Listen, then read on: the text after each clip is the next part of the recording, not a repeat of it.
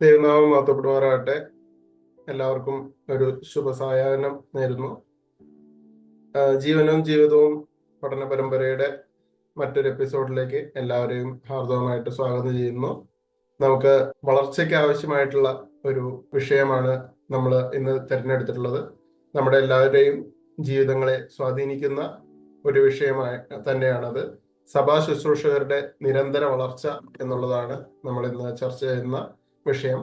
ജീവനും ജീവിതവും പഠന പരമ്പരയിലെ 189ാമത്തെ സെഷനാണ് നമ്മൾ ഇന്ന് കേൾക്കുന്നത്. ഇന്നത്തെ വിഷയം സാബു കെ അഗസ്റ്റിൻ സഹോദരനാണ് നമ്മളോട് പങ്കുവയ്ക്കുന്നത്. സഭാ ശുശ്രൂഷകരുടെ നിരന്തര വളർച്ച എന്നുള്ളതാണ് നമ്മൾ കേൾക്കാൻ ആഗ്രഹിക്കുന്ന, നമ്മൾ ഇന്ന് കേൾക്കാൻ പോകുന്ന ചിന്ത. ആരാണ് സഭാ ശുശ്രൂഷകർ, എന്താണ് വളർച്ച, അല്ലെങ്കിൽ എത്രത്തോളമാണ് അത് എണ്ണത്തിലുള്ളതാണോ ഗുണത്തിലുള്ളതാണോ, അതിൽ നിന്നും ദൈവവചനത്തിൽ നിന്നും വളർച്ചയെക്കുറിച്ച് എന്തൊക്കെയാണ് പറയുന്നത്, വളർച്ചയുടെ ഘട്ടങ്ങൾ എന്തൊക്കെയാണ്, അങ്ങനെ പല രീതിയിൽ നമുക്ക് ഈ വിഷയത്തെ കേൾക്കാനായിട്ട് ശ്രമിക്കാം. ഈ ജീവനും ജീവിതവും പഠന പരമ്പരയുടെ 189ാം സെഷനിലേക്ക് ജോയിൻ ചെയ്തിരിക്കുന്ന എല്ലാ പ്രിയപ്പെട്ടവർക്കും കർത്താവായ യേശുക്രിസ്തുവിന്റെ വിലയേറിയ നാമത്തിൽ സ്നേഹവന്ദനം അറിയിക്കുന്നു. ഈ അവസരത്തെ ഓർത്ത് ഞാൻ ദൈവത്തിന് നന്ദി പറയുന്നു. എൻ്റെ ശുശ്രൂഷകളെ പരിശോധിക്കാനും വിലയിരുത്താനും ഒക്കെ എനിക്കൊരു അവസരം കിട്ടിയെന്ന് വേണം വാസ്തവത്തിൽ എനിക്കിത് പറയാൻ. ഇവിടെ ഈ മീറ്റിങ്ങിലേക്ക് ജോയിൻ ചെയ്തിരിക്കുന്ന എല്ലാവരെയും ആ രീതിയിൽ പഠിപ്പിക്കാനും പ്രബോധിപ്പിക്കാനും ഒക്കെ ഉള്ള വക എൻ്റെ കയ്യിലുണ്ടോ എന്ന് സംശയമാണെങ്കിലും എൻ്റെ ശുശ്രൂഷയ്ക്ക് ഈ ഒരു ചുമതല ഏൽപ്പിച്ചതും എനിക്ക് പ്രയോജനമായി എന്ന് ഞാൻ കരുതുകയാണ്. അതുകൊണ്ട് സംഘാടകരോടുള്ള പ്രത്യേക നന്ദി അറിയിക്കുന്നു. ദൈവം സഹായിക്കട്ടെ. നമ്മൾ ഇന്നത്തെ ഈ വിഷയത്തിലേക്ക് വരുമ്പോൾ ആദ്യം തന്നെ രണ്ട് കാര്യങ്ങളൊന്ന് വ്യക്തമാക്കിയിട്ട് മുന്നോട്ട് പോകാമെന്നാണ് ഞാൻ വിചാരിക്കുന്നത്. നമ്മുടെ വിഷയം സഭാ ശുശ്രൂഷകരുടെ നിരന്തര വളർച്ച, അല്ലെങ്കിൽ continuous growth of church ministers, അതാണല്ലോ. അപ്പൊ അതുകൊണ്ട് ഈ മീറ്റിങ്ങിൽ പങ്കെടുക്കാറുള്ളത് സഭാ ശുശ്രൂഷകർ എന്ന് നമ്മൾ വിളിക്കുന്ന so called designated or appointed ആയിട്ടുള്ള ശുശ്രൂഷകരല്ല എന്ന് എനിക്കറിയാം. സഭകളിലെ എല്ലാ വിശ്വാസികളും പങ്കെടുക്കുന്ന ഒരു പ്രോഗ്രാമാണ്. അനേകർക്ക് ഇതിന്റെ പ്രയോജനം കഴിഞ്ഞ നാളുകളിൽ കിട്ടിക്കൊണ്ടിരിക്കുന്നതാണ്. അപ്പൊ ഇന്നും ഞാൻ വിചാരിക്കുന്നു അങ്ങനെ ഇത് സഭാ ശുശ്രൂഷകന്മാർ എന്ന് പ്രത്യേകം നിയമിതരായ ഇല്ല ഐഡന്റിഫൈഡ് ആയിട്ടുള്ള ആൾക്കാർക്ക് വേണ്ടിയുള്ള ഒരു മീറ്റിംഗ് അല്ല എന്ന് ധാരണയുണ്ടെന്ന് ഞാൻ വിചാരിക്കുകയാണ്. ഇനി അങ്ങനെ സഭാ ശുശ്രൂഷകരുടെ ഒരു വളർച്ചയ്ക്ക് വേണ്ടിയുള്ള ഒരു ക്ലാസ് ആണ് എന്നുള്ളത് കൊണ്ട് ആരെങ്കിലുമൊക്കെ ഇതിൻ്റെ അകത്ത് നിന്ന് വിട്ടു നിൽക്കുന്നുണ്ടോ എന്ന് എനിക്കറിയില്ല. അപ്പോൾ ഇത് തീർച്ചയായിട്ടും അങ്ങനെയല്ല, എല്ലാ വിശ്വാസികളെ സംബന്ധിച്ചാണ് എന്നാണ് തന്നെ ഞാൻ ആമുഖമായിട്ട് ക്ലാരിഫൈ ചെയ്യട്ടെ. കാരണം പുതിയ നിയമ വിശ്വാസികളെ കുറിച്ച് പത്രോസ് അപ്പോസ്തലൻ 1-ാം ലേഖനം അതിന്റെ 2-ാം അധ്യായം 9-ാം വാക്യത്തിൽ പറയുന്നത് എല്ലാ വിശ്വാസികളെ സംബന്ധിച്ചാണ് പറയുന്നത്. നിങ്ങളോ അന്ധകാരത്തിൽ നിന്ന് തന്റെ അത്ഭുത പ്രകാശത്തിലേക്ക് നിങ്ങളെ വിളിച്ചവന്റെ സൽഗുണങ്ങളെ ഘോഷിപ്പാൻ തക്കവണ്ണം തിരഞ്ഞെടുക്കപ്പെട്ട ഒരു ജാതിയും രാജകീയ പുരോഹിത വർഗവും വിശുദ്ധ വംശവും സ്വന്തം ജനവുമാകുന്നു. അപ്പൊ എല്ലാ വിശ്വാസികളെയും ദൈവം അങ്ങനെ പ്രത്യേകമായ ചില ഉദ്ദേശത്തിനായിട്ട് വിളിച്ച് വേർതിരിച്ചിട്ടുണ്ട്. എല്ലാവർക്കും ശുശ്രൂഷ ഉണ്ട് എന്നുള്ളതൊരു കാര്യമാണ് മനസ്സിലാക്കുന്നത്. അതുകൊണ്ട് തീർച്ചയായിട്ടും സഭാ ശുശ്രൂഷകരുടെ നിരന്തരമായ വളർച്ച എന്നുള്ളതിൽ പൊതുവിൽ ഒരു വിശാലാർത്ഥത്തിൽ നമുക്ക് പറയാം എല്ലാ വിശ്വാസികളും ഒരു തരത്തിൽ അല്ലെങ്കിൽ മറ്റൊരു തരത്തിൽ ശുശ്രൂഷയ്ക്കായിട്ട് വിളിക്കപ്പെട്ടവരാണ്. അതുകൊണ്ട് എല്ലാവർക്കും ഈ നിരന്തരമായ വളർച്ച ആവശ്യമാണ് എന്നുള്ളതാണ് ഒന്നാമത് ഞാൻ ക്ലാരിഫൈ ചെയ്യാൻ ഉദ്ദേശിക്കുന്ന ഒരു പോയിന്റ്. രണ്ടാമത്തെ കാര്യം എന്ന് പറയുന്നത്, രണ്ടാമത് വ്യക്തമാക്കാനായിട്ട് ഉദ്ദേശിക്കുന്നത് സഭാ ശുശ്രൂഷന്മാരുടെ നിരന്തര വളർച്ച എന്നതുകൊണ്ട് എണ്ണത്തിലുള്ള വളർച്ചയാകാം, ഗുണത്തിലുള്ള വളർച്ചയുമാകാം. തീർച്ചയായിട്ടും സഭയുടെ വളർച്ചയ്ക്കനുസരിച്ച് ശുശ്രൂഷന്മാരുടെ എണ്ണത്തിൽ കൂടുതൽ വേണം, എണ്ണം കൂടണം. എന്നാൽ അതല്ല മിക്കവാറും ഈ വിഷയത്തിൽ എനിക്ക് തന്ന ഈ വിഷയത്തിൽ ഉദ്ദേശിക്കുന്നത് ശുശ്രൂഷ ചെയ്യുന്ന എല്ലാ വിശ്വാസികളും, പലതരത്തിൽ ശുശ്രൂഷ ചെയ്യുന്ന എല്ലാ വിശ്വാസികളും അവരുടെ ഗുണത്തിലുള്ള ഒരു വളർച്ചയാണ്. Quantitative growth of course is required, but it's mainly നമ്മുടെ ഇന്നത്തെ ഫോക്കസ് എന്ന് പറയുന്നത് ക്വാളിറ്റേറ്റീവ് ഗ്രോത്ത് ആണ്. നിരന്തരമായ വളർച്ച എന്ന് പറയുന്നത് ഗുണപരമായ നിലയിലുള്ള ഒരു വളർച്ചയെക്കുറിച്ചാണ് എന്ന് ഞാൻ വിചാരിക്കുകയാണ്. അപ്പൊ അതുകൊണ്ട് ഈ വളർച്ച വളരെ ആവശ്യമാണ് എന്നുള്ളത് നമുക്ക് എല്ലാവർക്കും നല്ല ബോധ്യമുണ്ട്. അതുകൊണ്ടാണ് ഞാൻ വിചാരിക്കുന്നത് കഴിഞ്ഞ ആഴ്ചയിലും നമുക്ക് ആത്മീയ വളർച്ചയെ സംബന്ധിക്കുന്ന വിഷയമായിരുന്നു നമ്മുടെ ബ്രദർ ജോസഫ് അനച്ചി ബ്രദർ എടുത്തത്. ആത്മീയ വളർച്ചയുടെ വാർഷിക വലയങ്ങൾ അല്ലെ, അതായിരുന്നു നമ്മുടെ കഴിഞ്ഞ ആഴ്ചത്തെ വിഷയം.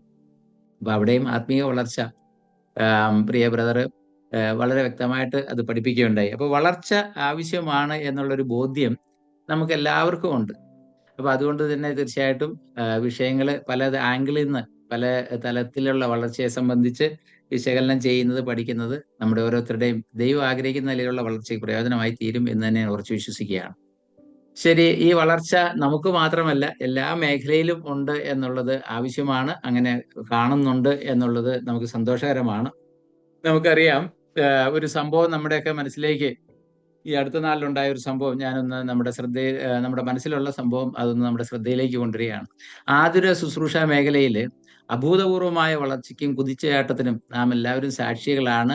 അതിന്റെ ഒരു ഉദാഹരണമാണ് കഴിഞ്ഞ മാസത്തില് നമുക്ക് തന്നെ വളരെ അറിയുന്ന, ഇല്ലെങ്കിൽ നമുക്ക് ഒരു തരത്തിൽ അല്ലെങ്കിൽ മറ്റൊരു തരത്തിൽ ബന്ധമുള്ള വിശ്വാസി കൂട്ടത്തിൽ നിന്ന് ഒരു വ്യക്തി അർപ്പണ അല്ലേ നമ്മുടെ മനസ്സിലേക്ക് ഓടി വരുന്ന ഒരു മുഖമാണ്.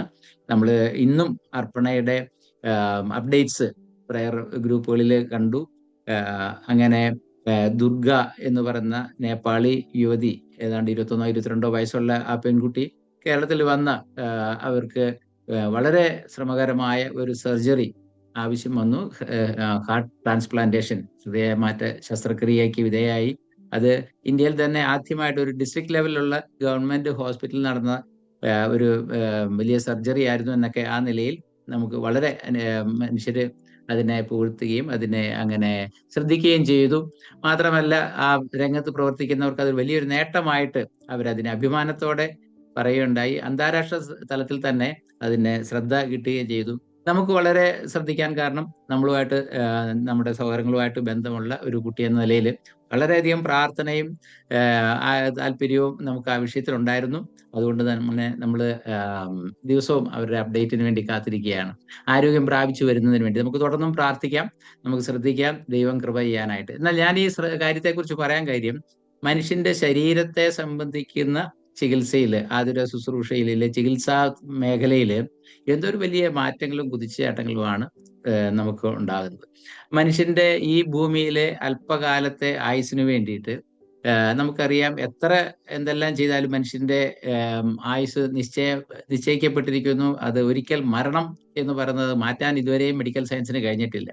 അപ്പം ഞാനിങ്ങനെ പറയുന്നു, ഹ്രസ്വകാലത്തെ ജീവിതത്തിന് ഉടമകളായ മനുഷ്യരുടെ ശാരീരിക ആരോഗ്യത്തിനു വേണ്ടി അത്യധ്വാനം ചെയ്യുന്ന അനേക ആതുര ശുശ്രൂഷ മേഖലയിലുള്ള ഡോക്ടേഴ്സും നേഴ്സസും ബാക്കി അതിന്റെ എല്ലാ ടീമും നമുക്ക് കാണാം.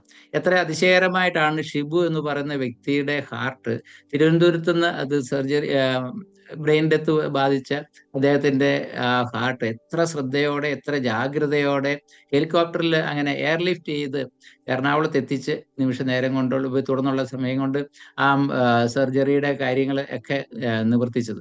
എന്തോ ഒരു വലിയ ടീം വർക്കാണ്, എന്തോ ഒരു വലിയ അധ്വാനമാണ്, എത്ര ശ്രദ്ധയാണ്, ജാഗ്രതയാണ് അതിന് പുറകിലുണ്ടായിരുന്നതെന്ന് ഞാനിങ്ങനെ ഓർക്കുകയാണ്. അപ്പൊ മനുഷ്യന്റെ ഈ ആയുസ്സിനെ ഒന്ന് പിടിച്ചു നിർത്തുവാൻ, ഇല്ലെങ്കിൽ അതിനെ ഈ ഭൂമിയിലെ ജീവിതത്തെ മെച്ചമാക്കുവാനായിട്ട് വളരെ അത്യധ്വാനവും വലിയ ഗവേഷണവും പഠനവും എല്ലാം അതിന്റെ പുറകിലുണ്ട്. എന്നാൽ ഈ ആതുര ശുശ്രൂഷയുടെ സ്ഥാനത്ത് ആത്മീയ ശുശ്രൂഷ ചെയ്യുന്ന നമുക്ക് ഇതിനേക്കാൾ എത്രയോ അധികം ജാഗ്രതയും അധ്വാനവും പ്രാർത്ഥനയും പ്രവർത്തനവും ടീം വർക്കും ആവശ്യമുണ്ട് എന്നുള്ളൊരു ചിന്തയാണ് എൻ്റെ മനസ്സിലേക്ക് ഈ വിഷയത്തെക്കുറിച്ച് ചിന്തിച്ചപ്പോൾ വന്നത്. അപ്പം മറ്റു മേഖലയിൽ എല്ലാം, ഇത് ആതുര ശുശ്രൂഷ മേഖലയിൽ മാത്രമല്ല, മറ്റു പല സർവീസ് ഇൻഡസ്ട്രികളിലും അല്ലെങ്കിൽ ഏത് മേഖലയിലും ഈ ഒരു നന്നായി പ്രവർത്തിക്കുന്ന ഏത് മേഖലയിലും വളരെ ശ്രമകരമായ അധ്വാനവും ചിന്തയും എല്ലാം അതിൻ്റെ പുറകിൽ നടത്തി അതിനെ ഏറ്റവും ഉത്തമമായി ശ്രേഷ്ഠമായി നടത്തുന്നതായിട്ട് നമുക്ക് കാണാനായിട്ട് കഴിയും. അത്തരം പല ശുശ്രൂഷകൾ ഈ ചികിത്സാ രംഗത്തുള്ളതല്ല മാത്രമല്ല, മറ്റു പല മേഖലയിലും അനേകരുടെ അധ്വാനത്തിന്റെ ഫലമാണ് നമുക്ക് പ്രയോജനപ്പെടുത്തുക എന്നുള്ളത് നമുക്ക് പ്രത്യേകം ഓർക്കാം. നമ്മൾ ഉപയോഗിക്കുന്ന ഈ ഓൺലൈൻ ഫെസിലിറ്റി തന്നെ സാറ്റലൈറ്റ് സാധ്യതകളെ എത്ര അധികമായിട്ട് ഉപയോഗിച്ചിട്ടാണ് നമ്മളിങ്ങനെ കോഴിക്കോടും തിരുവനന്തപുരത്തും ഇല്ലെങ്കിൽ കേരളത്തിന്റെ പല ഭാഗങ്ങളിലും, കേരളത്തിന് പുറത്തും വിദേശത്തും സ്വദേശത്തും ഒക്കെ ഇരുന്ന് വളരെ സാധാരണം എന്ന നിലയിൽ സാമാന്യമായ രീതിയിൽ ഇങ്ങനെ ബന്ധപ്പെടാനും ഇന്ററാക്ട് ചെയ്യാനും കമ്മ്യൂണിക്കേറ്റ് ചെയ്യാനും ചിന്തകളും ആശയങ്ങളും എല്ലാം പങ്കുവെക്കുവാനൊക്കെ കഴിയുന്നെന്നുള്ളത് ഇതിൻ്റെയൊക്കെ പുറകിലുള്ള വലിയ അധ്വാനമുണ്ട്.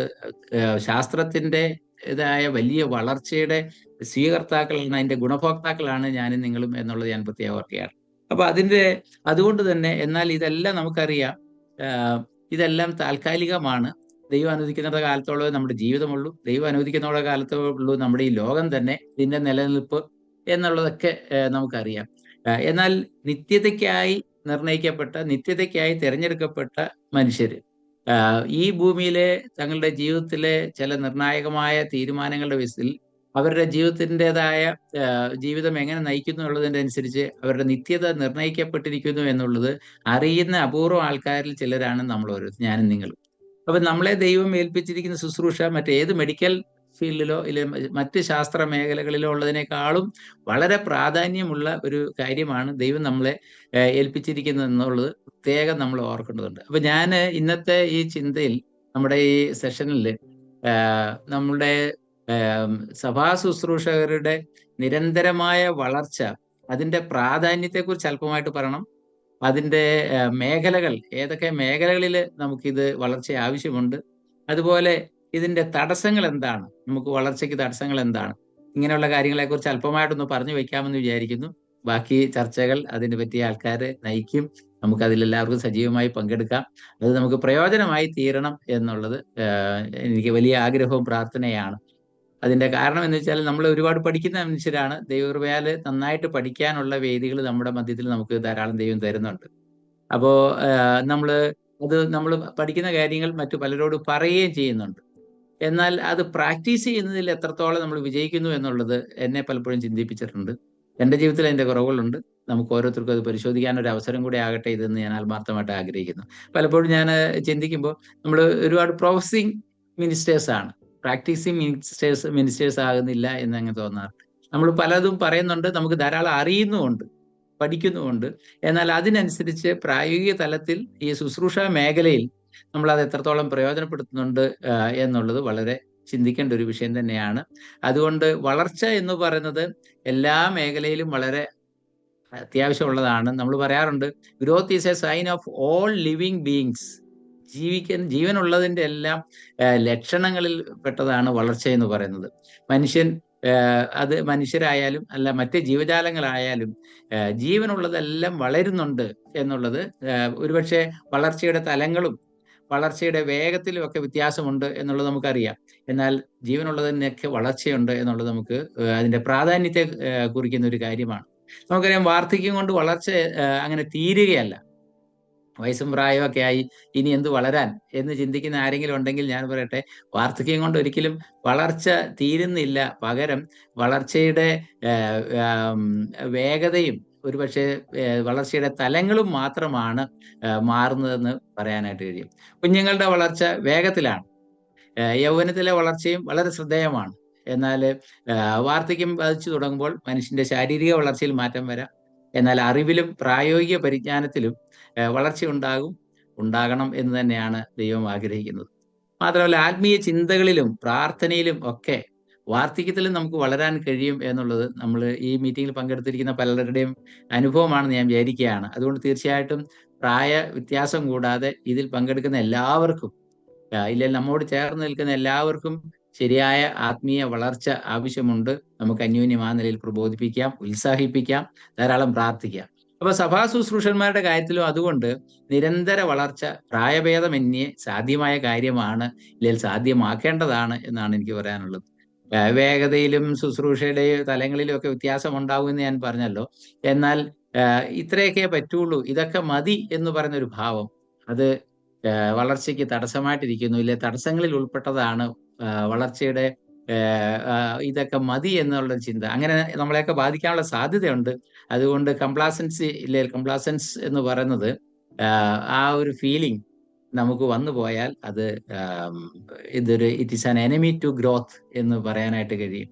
അതുകൊണ്ട് നമുക്ക് ഇനിയും വളരാനുള്ള സാധ്യതയുണ്ട് എന്നുള്ള ഒരു ചിന്തയോടെ വേണം നമുക്ക് ഈ ക്ലാസ് അറ്റൻഡ് ചെയ്യാൻ. മാത്രമല്ല, ഈ ക്ലാസ്സിന് ശേഷവും നമ്മൾ ഈ മേഖലകളെ ഗവേഷണം ഇല്ലെങ്കിൽ പരിശോധിച്ച് വളരാനുള്ള സാധ്യതകൾ കണ്ടെത്തണം. അപ്പൊ ഞാൻ പറഞ്ഞു, 3 തരത്തിൽ നമ്മുടെ ഇന്നത്തെ ചിന്തയെ ഒന്ന് തിരിക്കാം എന്ന് പറഞ്ഞല്ലോ. ഒന്നാമതായിട്ട് വളർച്ചയുടെ പ്രാധാന്യം, അതിനെക്കുറിച്ച് ചില കാര്യങ്ങൾ ഞാൻ ഓൾറെഡി പറഞ്ഞു കഴിഞ്ഞു. അപ്പൊ ഈ വളർച്ചയുടെ പ്രാധാന്യം മനസ്സിലാകുമ്പം ആഹ് എന്തുകൊണ്ട് പ്രാധാന്യമൊക്കെ നമുക്കറിയാം, നമ്മൾ പഠിക്കുന്നുണ്ട് അല്ലേ, ധാരാളം കാര്യങ്ങൾ പഠിക്കുന്നുണ്ട്.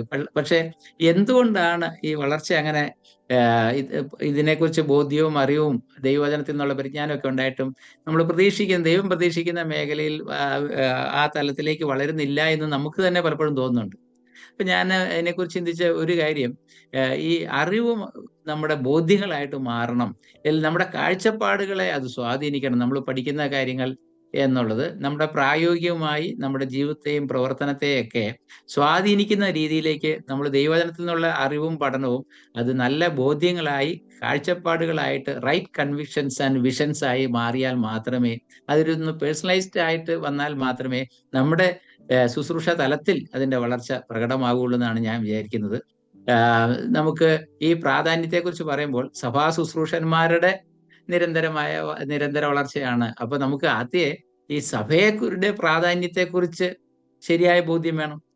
സഭയെക്കുറിച്ച് നല്ല ബോധ്യം, സഭ എത്രത്തോളം വിലയേറിയതാണ് എന്നുള്ളതിനെ കുറിച്ച് നമുക്ക് ശരിയായ ഒരു ബോധ്യം വേണം. പലപ്പോഴും വിശ്വാസികളും ശുശ്രൂഷ ചെയ്യുന്ന ആൾക്കാരും സഭ എത്ര പ്രാധാന്യമുള്ളതാണ് എന്ന് അങ്ങനെ മനസ്സിലാക്കുന്നുണ്ടോ എന്ന് എനിക്ക് സംശയമാണ്. ഇല്ലേല് അറിയാത്തത് കൊണ്ടല്ല, അത് ബോധ്യമായിട്ട് മാറുന്നുണ്ടോ എന്നറിയില്ല. മറ്റു പല കാര്യങ്ങളും, ജോലി, ഇല്ലേല് കൃഷി, ബിസിനസ്, മറ്റെല്ലാ കാര്യങ്ങളും അതോടൊപ്പം ഒരു സോഷ്യൽ ലിവിങ്ങിന്റെ ഭാഗമായിട്ട് സഭാ ജീവിതവും മാറിപ്പോകാനുള്ള സാധ്യതയുണ്ട്.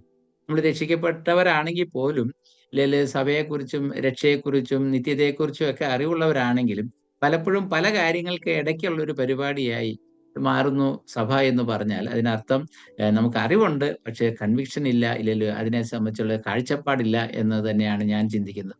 അപ്പൊ സഭയെക്കുറിച്ചുള്ള കാഴ്ചപ്പാട് ലഭിക്കണമെങ്കിൽ നമുക്കറിയാം, നമ്മുടെ കർത്താവ് യേശുക്രിസ്തു പറഞ്ഞ വാക്യങ്ങൾ നമുക്ക് അറിയാം, അപ്പസ്തലന്മാർ പഠിപ്പിച്ച വാക്യങ്ങൾ അനവധിയായിട്ട് അറിയാം. കർത്താവ് പറഞ്ഞു, മത്തായി സുവിശേഷം 16:18, ഞാൻ എൻ്റെ സഭയെ പണിയും. ദൈവം പണിയുന്നതാണ് സഭ എന്ന് പറയുന്നത്.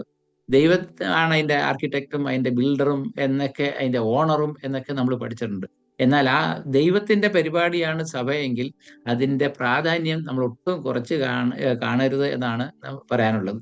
അത് നമ്മുടെ ജീവിതത്തിലെ ഏറ്റവും പ്രധാനപ്പെട്ട കാര്യമായിട്ട് കരുതിയാൽ നമുക്ക് അതിലെ ശുശ്രൂഷകളും വളരെ പ്രാധാന്യത്തോടെ കാണാനായിട്ട് കഴിയും. അപ്പൊ സഭയെക്കുറിച്ച്, സഭയുടെ പ്രാധാന്യം, സഭയിലെ ശുശ്രൂഷകളുടെ പ്രാധാന്യം, അത് നമുക്ക് അക്കാര്യത്തിൽ നല്ല ബോധ്യങ്ങൾ വേണം, കാഴ്ചപ്പാടുകൾ വേണം എന്നുള്ളത് ഈ പ്രാധാന്യത്തെക്കുറിച്ച് പറയുമ്പോൾ ഞാൻ ഓർമ്മിപ്പിക്കട്ടെ. മാത്രമല്ല, ഈ സഭാ ശുശ്രൂഷകൾക്കായുള്ള ആത്മാർത്ഥമായ ഒരു സമർപ്പണം, ഒരു sincere self dedication for convictions, നമുക്ക് സഭയെക്കുറിച്ചുള്ള ബോധ്യങ്ങൾ അറിവ് ബോധ്യമായി മാറി ആ ബോധ്യങ്ങൾക്ക് വേണ്ടിയുള്ള ഒരു സിൻസിയർ സെൽഫ് ഡെഡിക്കേഷൻ ആവശ്യമുണ്ട്. എന്നാൽ മാത്രമേ ശുശ്രൂഷകളിൽ ഒരു വളർച്ച നമുക്കുണ്ടാകുള്ളൂ. അല്ലെങ്കിൽ നമ്മൾ അതിനെ വളരെ ലാഘവത്തോടെ നിസ്സാരമായിട്ട് എടുക്കും എന്നുള്ളത് ഓർക്കേണ്ട ആവശ്യമുണ്ട്. അപ്പൊ ഈ സഭാ ശുശ്രൂഷയുടെ പ്രാധാന്യം, സഭയെക്കുറിച്ച് കർത്താവായ യേശുക്രിസ്തു താൻ രക്തം കൊടുത്ത് വീണ്ടെടുത്തതാണ് സഭ എന്ന് നമ്മൾ അപ്പോസ്തലപ്രവൃത്തിയുടെ 20-ാം അധ്യായത്തിന്റെ 28-ാം ഭാഗത്തിൽ വായിക്കുന്നുണ്ട്. എഫേസ്യ ലേഖനത്തിലേക്ക് വരുമ്പോൾ നമ്മൾ പൗലോസ് അപ്പോസ്തലൻ എഫേസ്യ ലേഖനത്തിലും കൊലോസ്യ ലേഖനത്തിലും മറ്റു ലേഖനങ്ങളിലൊക്കെ ഈ സഭയുടെ പ്രാധാന്യത്തെക്കുറിച്ച് കാണുന്നുണ്ട്. ഞാൻ ഇന്നത്തെ ചിന്തയ്ക്കായിട്ട് ഒരു ചെറിയ വേദഭാഗം വായിച്ച് മുന്നോട്ട് പോകാം എന്ന് വിചാരിക്കുകയാണ്. അപ്പോൾ എഫേസ്യ ലേഖനം 4-ാം അധ്യായം അതിന്റെ 12 മുതൽ 16 വരെയുള്ള വാക്യങ്ങൾ നമുക്ക് പരിചിതമായ വാക്യങ്ങളാണ്, എങ്കിലും ഒന്ന് വായിച്ചു പോകുന്നത് നല്ലതാണെന്ന് ഞാൻ വിചാരിക്കുന്നു. എഫേസ്യർ 4:12 മുതൽ 16 വരെയുള്ള വാക്യങ്ങൾ ഞാൻ വായിക്കാം. അതു നാം എല്ലാവരും വിശ്വാസത്തിലും ദൈവപുത്രനെ കുറിച്ചുള്ള പരിജ്ഞാനത്തിലുമുള്ള ഐക്യതയും തികഞ്ഞ പുരുഷത്വവും ക്രിസ്തുവിന്റെ സമ്പൂർണതയായ പ്രായത്തിന്റെ അളവും പ്രാപിക്കുവോളം വിശുദ്ധന്മാരുടെ യഥാസ്ഥാനത്തിനായുള്ള ശുശ്രൂഷയുടെ വേലയ്ക്കും ക്രിസ്തുവിന്റെ ശരീരത്തിന്റെ ആത്മീയ വർധനയ്ക്കും ആകുന്നു. അങ്ങനെ നാം ഇനി മനുഷ്യരുടെ ചതിയാലും ഉപായത്താലും തെറ്റിച്ചു കളയുന്ന തന്ത്രങ്ങളിൽ കുടുങ്ങിപ്പോകാൻ തക്കവണ്ണം ഉപദേശത്തിന്റെ ഓരോ കാറ്റിനാൽ അലഞ്ഞുഴലുന്ന ശിശുക്കളായിരിക്കാതെ സ്നേഹത്തിൽ സത്യം സംസാരിച്ചുകൊണ്ട് ക്രിസ്തു എന്ന തലയോളം സകലത്തിലും വളരുവാൻ ഇടയാകും. 16-ാം വാക്യം വളരെ പ്രധാനപ്പെട്ടതാണ് നമ്മുടെ ഇന്നത്തെ ചിന്തയ്ക്ക്. അതുകൂടെ വായിക്കാം. ശരീരം മുഴുവനും യുക്തമായി ചേർന്ന് ഏകീഭവിച്ചും ഓരോ അംഗത്തിന്റെ അതത് വ്യാപാരത്തിനൊത്തവണ്ണം ഉദവി ലഭിപ്പാനുമുള്ള ഏതു സന്ധിയാലും സ്നേഹത്തിലുള്ള വർധനയ്ക്കായി അവനിൽ നിന്ന് വളർച്ച പ്രാപിക്കുന്നു. പൗലോസ് അപ്പോസ്തലന്റെ വാക്യങ്ങളും അല്പം നമുക്ക് മനസ്സിലാക്കാൻ മലയാളത്തിൽ ബുദ്ധിമുട്ടുണ്ട്. എങ്കിലും നമ്മളൊക്കെ ഇത് പഠിച്ചിട്ടുള്ള വേദഭാഗമായതുകൊണ്ട് ഈ വേദഭാഗത്തിന്റെ പശ്ചാത്തലം എന്ന് പറഞ്ഞ് നമുക്കറിയാം. സ്വർഗാരോഹണം ചെയ്ത കർത്താവായ യേശു ക്രിസ്തു സഭയ്ക്കായിട്ട് ദാനങ്ങളെ നൽകി. പല തലത്തിൽ പല ഓഫീസസ് എന്നൊക്കെ നമ്മൾ പഠിച്ചിട്ടുണ്ടല്ലോ. പ്രവാചകന്മാരും അപ്പസ്തോലന്മാരും അങ്ങനെ സുവിശേഷകന്മാരും പ്രവാചകന്മാര്, ഇടയന്മാര്, ഉപദേഷ്ടാക്കന്മാർ, അങ്ങനെ നമ്മൾ പഠിച്ചിട്ടുണ്ട്. അതൊക്കെ അതിന്റെ 11-ാം വാക്യം കൊണ്ട് നിൽക്കുന്നു. അതിന്റെ ഉദ്ദേശത്തെക്കുറിച്ച് ഇവിടെ പറയുമ്പോൾ പ്രധാനമായിട്ട് ഞാൻ അതാണ് ഊന്നി പറയാൻ. എന്തിനാണ് ഉയർത്തെഴുന്നേറ്റയിൽ സ്വർഗാരോഹണം ചെയ്ത കർത്താവ് സഭയ്ക്ക് ഈ ദാനങ്ങളെ നൽകിയത് എന്നുള്ളത് നമ്മൾ ഇന്ന് വായിച്ച ഭാഗത്ത് ഉണ്ട്. അത് ക്രിസ്തു എന്ന തലയോളം നമ്മൾ വളരാൻ വേണ്ടിയാണ്.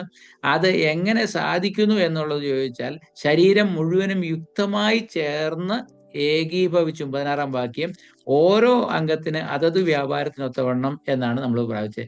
അങ്ങനെ സ്നേഹത്തിലുള്ള വർധനയ്ക്കായി അവനിൽ നിന്ന് വളർച്ച പ്രാപിക്കുന്നു. ഇവിടെ നമുക്ക് ദൃഷ്ടാന്തമായിട്ടുള്ളത് കർത്താവായ യേശു ക്രിസ്തു ശിരസ്സായിരിക്കുകയും സഭ കർത്താവിന്റെ ശരീരമായിരിക്കുകയും ചെയ്യുമ്പോൾ സഭയാകുന്ന ശരീരത്തിന്റെ എല്ലാ അവയവങ്ങളും, എല്ലാ പാർട്സും അതങ്ങനെ ഒന്നിനൊന്നോട് ചേർന്ന് ഏറ്റവും യുക്തമായി ചേർന്ന് ഏകീഭവിച്ച് പ്രവർത്തിക്കുവാൻ അത് കർത്താവായ യേശു ക്രിസ്തുവിൽ അത് ശിരസായിരിക്കുന്ന ക്രിസ്തുവിൽ നിന്നാണ് അത് സാധിക്കുന്നത്.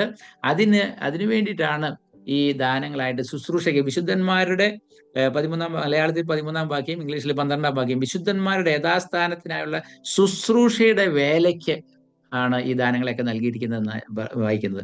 അപ്പം വിശുദ്ധന്മാരുടെ യഥാസ്ഥാനം ഇംഗ്ലീഷിൽ നമ്മൾ വായിക്കുമ്പോൾ പെർഫെക്റ്റിംഗ് എന്നൊരു പ്രയോഗം നമ്മൾ അവിടെ കാണുന്നുണ്ട്. അവിടെ ഇതില് for the perfecting of the saints, for the work of the ministry, for the edifying of the body of Christ എന്നാണ് ഇംഗ്ലീഷിലെ 12-ാം വാക്യത്തിൽ നമ്മൾ കാണുന്നത്. അപ്പൊ അതുകൊണ്ട് ഏതൊരു വിശ്വാസിയെയും പെർഫെക്റ്റിംഗ് ചെയ്യുന്ന ആ പ്രോസസ്സിൽ അതിനുവേണ്ടി ദൈവം തന്നിരിക്കുന്ന അതിനുവേണ്ടി വലിയൊരു വേലയുണ്ട്, ഒരു ശുശ്രൂഷയുണ്ട്. ശുശ്രൂഷയുടെ വേല, അതിന് ദൈവം തന്നെ നമുക്ക് കൃപാവരങ്ങൾ തന്നിട്ടുണ്ട്. ആ കൃപാവരങ്ങൾ ഉപയോഗിച്ച് ഏത് മനുഷ്യനെയും ക്രിസ്തുവിൽ പെർഫെക്റ്റ് ആക്കുന്ന വലിയൊരു പരിപാടിയാണ് എന്നുള്ളത് നമുക്ക് ബോധ്യം വേണം. നമുക്കറിയാമല്ലോ, ഇവിടെ പറഞ്ഞിരിക്കുന്നത് അതിന്റെ ശരീരം മുഴുവനും യുക്തമായി ചേരുക എന്നാണ്. ഞാൻ ആരംഭത്തിൽ പറഞ്ഞ നമ്മുടെ അർപ്പണയുടെ കാര്യത്തിൽ മറ്റൊരു വ്യക്തിയുടെ ഹാർട്ട് കൊണ്ടുവന്ന് തൻ്റെ ശരീരത്തോട് ജനിതക പ്രശ്നങ്ങൾ ഉണ്ടായിരുന്ന തൻ്റെ ശരീരത്തോട് ചേർത്ത് ആ ഹാർട്ടിന് പകരം ചേർക്കുമ്പോൾ ആ പുതിയ ഹാർട്ട് തൻ്റെ ശരീരത്തോട് ചേർന്ന് പ്രവർത്തിക്കണം. ഇപ്പോഴും അതിൻ്റെ ഇവാലുവേഷനും അതിൻ്റെ അപ്ഡേറ്റ്സും ഒക്കെ നമുക്ക് കിട്ടുന്നുണ്ട്. ഡോക്ടേഴ്സ് നിരന്തരം അതിനുവേണ്ടി എന്തോ ഒരു വലിയ ശ്രദ്ധയോടെയാണ് അത് ചെയ്യുന്നത്. നമ്മൾ അനേകര് ഇതിനെ ഓർത്ത് നിരന്തരം പ്രാർത്ഥിക്കുകയാണ് ചെയ്യുന്നത്. അപ്പൊ ശരീരത്തോട് ചേരണം, എല്ലാ നിലയിലും പ്രവർത്തനക്ഷമമാകണം. അതാണ് നമ്മുടെ ആഗ്രഹവും പ്രാർത്ഥനയും. അതുപോലെ അതാണ് ഈ ഡോക്ടേഴ്സിന്റെ ലക്ഷ്യം എന്ന് പറയുന്നത്. അതിനവര് നിരന്തരമായി 24/7 സർവീസ് ആണ് കൊടുക്കുന്നത്. വളരെ അങ്ങനെ ശ്രദ്ധയോടെ ചെയ്യുന്നത് പോലെ നമ്മുടെ കർത്താവിന്റെ സഭയാകുന്ന ശരീരത്തിന്റെ ഓരോ പാർട്ടും ഒന്നിനോടൊന്ന് ചേർന്ന് ഏറ്റവും യുക്തമായി പ്രവർത്തിക്കുവാൻ, ഏറ്റവും ശക്തിയോടെ പ്രവർത്തിക്കുവാൻ അതിന് വലിയൊരു വേല, ഒരു ശുശ്രൂഷ, ഒരു മിനിസ്ട്രി ആവശ്യമാണ് എന്നാണ് നമുക്ക് മനസ്സിലാക്കാനായിട്ട് കഴിയുന്നത്. അപ്പൊ അതുകൊണ്ട് ഈ ഒരു ശുശ്രൂഷ നമ്മളെ ദൈവം ഏൽപ്പിച്ചിട്ടുണ്ട്. ഇതിനകത്ത് എല്ലാവർക്കും, എല്ലാ വിശ്വാസികൾക്കും ഉത്തരവാദിത്വം ഉണ്ട് എന്ന് തന്നെയാണ് മനസ്സിലാകുന്നത്. നമുക്കറിയാം, ഈ വേദഭാഗത്തിന് സമാനമായി പൗലോസ് അപ്പോസ്തലൻ തന്നെ കൊരിന്ത്യർക്ക് എഴുതിയ ലേഖനം, 1-ാമത്തെ ലേഖനം, അതിന്റെ 12-ാം അധ്യായത്തില് കൃപാവരങ്ങളെക്കുറിച്ച്, ആത്മീയ വരങ്ങളെക്കുറിച്ച് പറഞ്ഞു വരുമ്പോൾ അതിന്റെ 13 മുതലുള്ള വാക്യത്തിൽ, 13-ാം വാക്യത്തിൽ ഇങ്ങനെ നമ്മൾ വായിക്കുന്നുണ്ട്: യഹൂദന്മാരോ യവനന്മാരോ ദാസന്മാരോ സ്വതന്ത്രരോ നാം എല്ലാവരും ഏക ശരീരമാകുമാറും ഒരേ ആത്മാവിൽ സ്നാനമേറ്റും എല്ലാവരും ഒരേ ആത്മാവിനെ പാനം ചെയ്തുമേയിരിക്കുന്നു. അവിടെ പറയുന്നത് ഏക ശരീരമാകുമാറും. പല പശ്ചാത്തലങ്ങളിൽ, പല സാഹചര്യങ്ങളിൽ ജനിച്ചു വളർന്ന മനുഷ്യര് കർത്താവായ യേശു ക്രിസ്തുവിനെ രക്ഷകനും കർത്താവുമായി സ്വീകരിച്ചു കഴിയുമ്പോൾ ആ സ്വീകരിച്ചവരെ ഏക ശരീരം, ഒരു ശരീരത്തിന്റെ അവയവം എന്ന നിലയിൽ അന്യോന്യം ബന്ധപ്പെട്ടും അന്യോന്യം യുക്തമായി ചേർന്നും പ്രവർത്തിക്കുവാനായിട്ടാണ് ദൈവം പരിശുദ്ധാത്മ സ്നാനം നൽകി നമ്മെ സഭയോട് ചേർത്തിരിക്കുന്നത്. ആ ശരീരത്തിലെ അവയവങ്ങൾ തമ്മിൽ അത്രയും ചേർന്ന് യുക്തമായിട്ട് പ്രവർത്തിക്കുമ്പോഴാണ് ഒരു സഭാ ശരീരം. ഇല്ലേല് അതൊരു വിശാലാർത്ഥത്തിൽ മുഴുവൻ സഭയെക്കുറിച്ച് പറഞ്ഞാലും അതല്ല അതിൻ്റെ വർത്തമാനകാല ദൃശ്യമായ ഓരോ തദ്ദേശീയ സഭകളെ സംബന്ധിച്ചായാലും ഏറ്റവും ഒന്നിനൊന്നോട് ചേർന്ന് ഏറ്റവും യുക്തമായി അങ്ങനെ പ്രവർത്തിക്കുന്ന ഒരു വലിയ എൻറ്റിറ്റി ആയിട്ട് സഭകൾ നിലനിൽക്കണമെങ്കിൽ ഇതിന്റെ പുറകിൽ വലിയൊരു ശുശ്രൂഷ ആവശ്യമുണ്ട്. ഒരു മനുഷ്യ ശരീരത്തിലെ എല്ലാ പാർട്സും ദൈവം വളരെ അതിശയകരമായിട്ടാണ് ഒന്നിനോടൊന്ന് ചേർത്ത് വെച്ചിരിക്കുന്നത്. നമുക്ക് അറിയാവുന്ന നമ്മള് ഈ പല വ്യാഖ്യാനങ്ങളൊക്കെ പഠിക്കുന്നവരാണ്. നമുക്ക് ആൽബർട്ട് ബാൺസ് എന്ന് പറയുന്ന വ്യക്തി, അദ്ദേഹം ഇതിനെക്കുറിച്ച് എഴുതിയ മനോഹരമായ ചില ഇത് ഞാൻ ഇതിനടുത്തേക്ക് വായിക്കുകയുണ്ടായി. 19-ാം നൂറ്റാണ്ടിൽ ജീവിച്ചിരുന്ന ആൽബർട്ട് ബാൺസ് ഒരു പ്രോമിനന്റ് അമേരിക്കൻ തിയോളജിയൻ ആൻഡ് ഇന്റർപ്രട്ടറാണ്. അദ്ദേഹം ഈ വേദഭാഗത്തെ വിശദീകരിച്ചിരിക്കുന്നത് വളരെ അതിശയകരമായ രീതിയിലാണ് ഈ എഫെസി ലേഖനത്തിൽ പറഞ്ഞിരിക്കുന്നത്. മാത്രമല്ല ഇതര ഭാഗങ്ങളിൽ നിന്നുള്ള ആശയങ്ങളൂടെ ക്രോഡീകരിച്ചാണ് അദ്ദേഹം പറഞ്ഞിരിക്കുന്നത്. അപ്പം നമുക്ക് പൗലോസ് അപ്പോസ്തലനിലൂടെ ദൈവം തന്നിരിക്കുന്ന ഏറ്റവും മനോഹരമായ ഒരു ചിത്രമാണ് സഭയെ സംബന്ധിച്ച്. അതൊരു ശരീരം, ക്രിസ്തു തലയായിട്ട് ഇരിക്കുന്ന ശരീരം. ഒരു വാസ്തവത്തിൽ പൗലോസ് അപ്പോസ്തലൻ ഇത് എഴുതുമ്പോൾ ഒരു ഏറ്റവും ബെസ്റ്റ് ഒരു അനാട്ടമിസ്റ്റ് ആയിട്ടാണ് അദ്ദേഹം അതിനെക്കുറിച്ച് പറഞ്ഞിരിക്കുന്നത്. ഒരു ശരീരത്തെ ഉപമിച്ചുകൊണ്ട് അതിൽ ഒന്നിനോട് ചേർന്ന് പ്രവർത്തിക്കുന്നതിനെ കുറിച്ച് പറഞ്ഞ് അങ്ങനെ വളരെ മനോഹരമായിട്ട് അതിനകത്ത് വിശദീകരിച്ചതായിട്ട് ഞാൻ വായിക്കുകയുണ്ടായി. അപ്പൊ അതുകൊണ്ട് നമ്മൾ ഉൾപ്പെട്ട് നിൽക്കുന്ന തദ്ദേശീയ സഭകൾ, അതത് സ്ഥലത്തെ സഭകളായാലും അതല്ല വിശാലാർത്ഥത്തിൽ കർത്താവിന്റെ സഭയുടെ അംഗങ്ങളായിരിക്കുന്ന എല്ലാവരും തമ്മിൽ ഏറ്റവും ആസ്വാദ്യകരമായ ഒരു ബന്ധം, ഏറ്റവും യുക്തമായ ഒരു ബന്ധം സാധ്യമാണ് രക്ഷിക്കപ്പെട്ട ദൈവമക്കളുടെ കൂട്ടം എന്ന് പറയുന്നത്. എന്നാൽ അതിന്റെ പുറകിൽ വലിയൊരു അധ്വാനവും ശുശ്രൂഷയുമുണ്ട്. ആ സഭ അല്ലെങ്കിൽ ഓരോ സഭയും ഇങ്ങനെ ഏറ്റവും മനോഹരമായി കർത്താവായ യേശു ക്രിസ്തുവിനെ പ്രതിഫലിപ്പിക്കുന്ന ഒരു കൂട്ടമായി നിൽക്കണമെങ്കിൽ അതിന്റെ പുറകിൽ പ്രാർത്ഥിക്കുവാനും പ്രവർത്തിക്കുവാനും അനേകര് ആവശ്യമുണ്ട് എന്നാണ് മനസ്സിലാക്കുന്നത്. അപ്പൊ അതുകൊണ്ട് ഇതൊരു നിരന്തരമായ ശുശ്രൂഷയാണ്. ഒരു ഡോക്ടർക്ക് അങ്ങനെ അവധി ദിവസം നോക്കിയില്ലെങ്കിൽ മരുന്ന് കൊടുക്കാനും, അവധി ദിവസങ്ങളിൽ മരുന്ന് കൊടുക്കാതിരിക്കാനും, വർക്കിംഗ് ഡേയ്സിൽ മാത്രം മരുന്ന് കൊടുക്കാനും ആ രീതിയിൽ ഒരിക്കലും പറ്റില്ലല്ലോ. നമുക്കറിയാം അവിടെ 24/7 സർവീസാണ്, മെഡിക്കേഷൻ ആണെങ്കിലും മെഡിക്കൽ സർവീസസ് ആയാലും. അപ്പൊ അതുകൊണ്ട് നമ്മുടെ ആത്മീയ ജീവിതത്തിന്റെ സാധ്യത എന്ന് പറയുന്നത്, അതിന്റെ പ്രാധാന്യം എന്ന് പറയുന്നത് നിരന്തരമായ ജാഗ്രതയും നിരന്തരമായ പ്രാർത്ഥനയും നിരന്തരമായ അധ്വാനവും കഴിക്കേണ്ട ഒരു ശുശ്രൂഷയാണ് സഭാ ശുശ്രൂഷകരുടെ ശുശ്രൂഷ എന്നുള്ളത്. അതിന്റെ പ്രാധാന്യം വളരെ വലുതാണ്. കാരണം ഒരു മനുഷ്യ ശരീരത്തിന് അതിന് അല്പകാലത്തെ ആയുസ്സാണ് ഈ ഭൂമിയിലുള്ളതെങ്കിൽ ഒരു മനുഷ്യന്റെ ആത്മാവിന്റെ ജീവിതം എന്ന് പറയുന്നത് നിത്യതയിലും അങ്ങനെ തുടരുന്നതാണ് എന്നുള്ളത് കൊണ്ട് തന്നെ പ്രാധാന്യം വളരെ വലുതാണ്. അതുകൊണ്ട് നമുക്കതിനെ അവഗണിക്കാനായിട്ട് കഴിയില്ല. അപ്പൊ ഈ കാര്യത്തിൽ നമുക്ക് വലിയൊരു ബോധ്യം വേണം. അതിനു വേണ്ടിയുള്ള വലിയൊരു സമർപ്പണവും നമുക്ക് ആവശ്യമാണ് എന്നുള്ളതാണ് പറയാനായിട്ട് ആഗ്രഹിച്ചത്.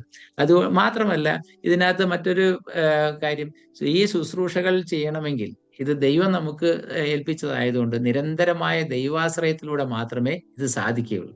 അപ്പം സഭാ ശുശ്രൂഷന്മാരുടെ വളർച്ച ആഗ്രഹിക്കുന്നു നമ്മൾ ചിന്തിക്കുന്നുവെങ്കിൽ ഓരോ ശുശ്രൂഷകനും ആ ശുശ്രൂഷ ഏൽക്കുന്ന വ്യക്തികളും നിരന്തരമായി പ്രാർത്ഥിക്കേണ്ട ഒരു ആവശ്യമുണ്ട്.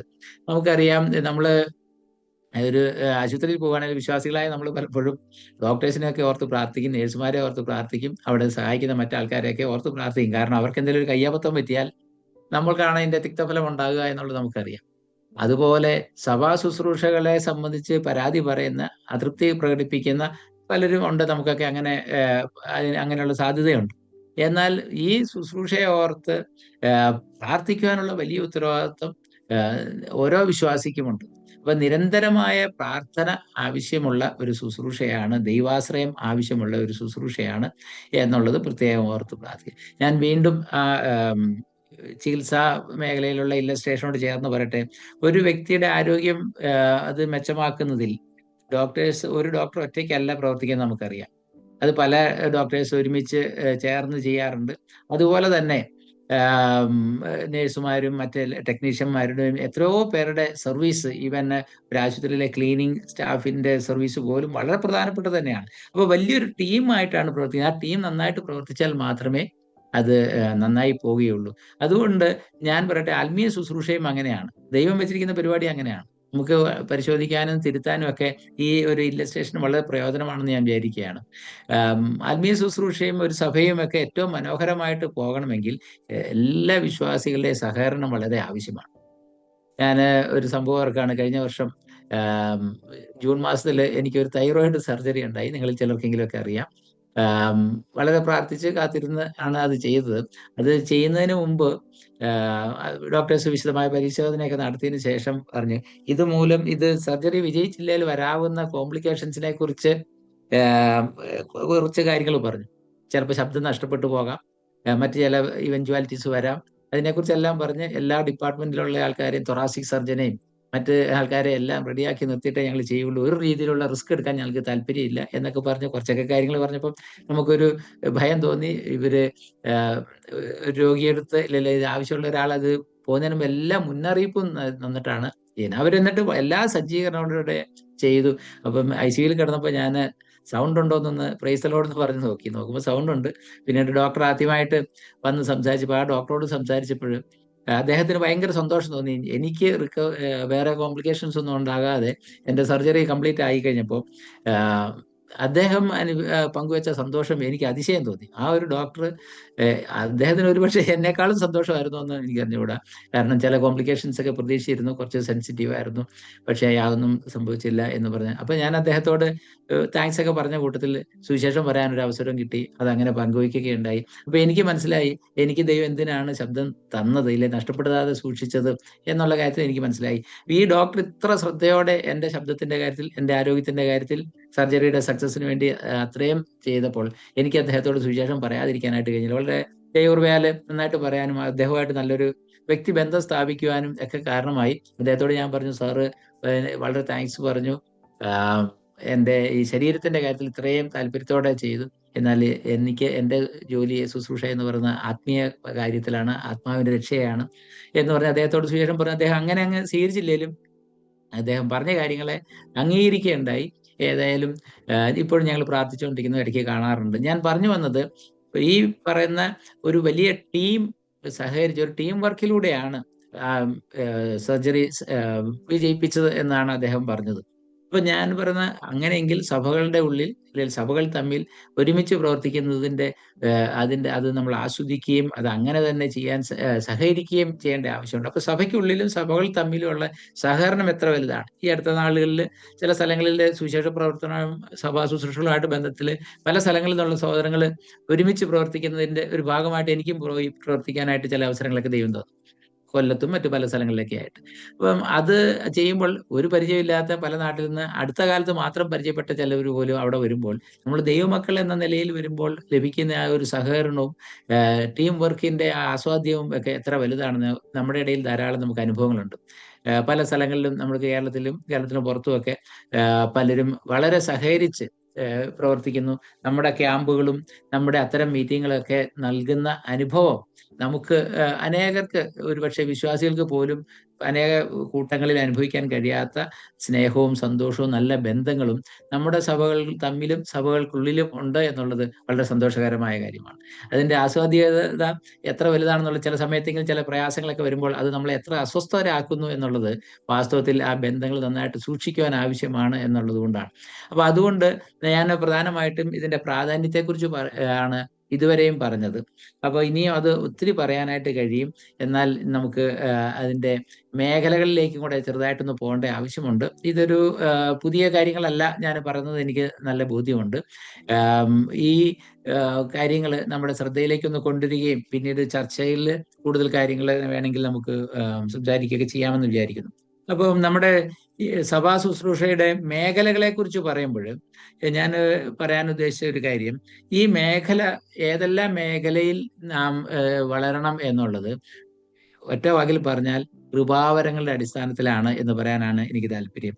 ഓരോ വിശ്വാസിക്കും, ഇല്ലെങ്കിൽ ഓരോ ശുശ്രൂഷകനും, ഇല്ലെങ്കിൽ എല്ലാ വിശ്വാസികൾക്കും കൃപാവരങ്ങൾ ഒന്നോ അതിലധികമോ ഉണ്ട് എന്ന് നമ്മൾ പഠിപ്പിക്കുകയും ചെയ്യാറുണ്ട്.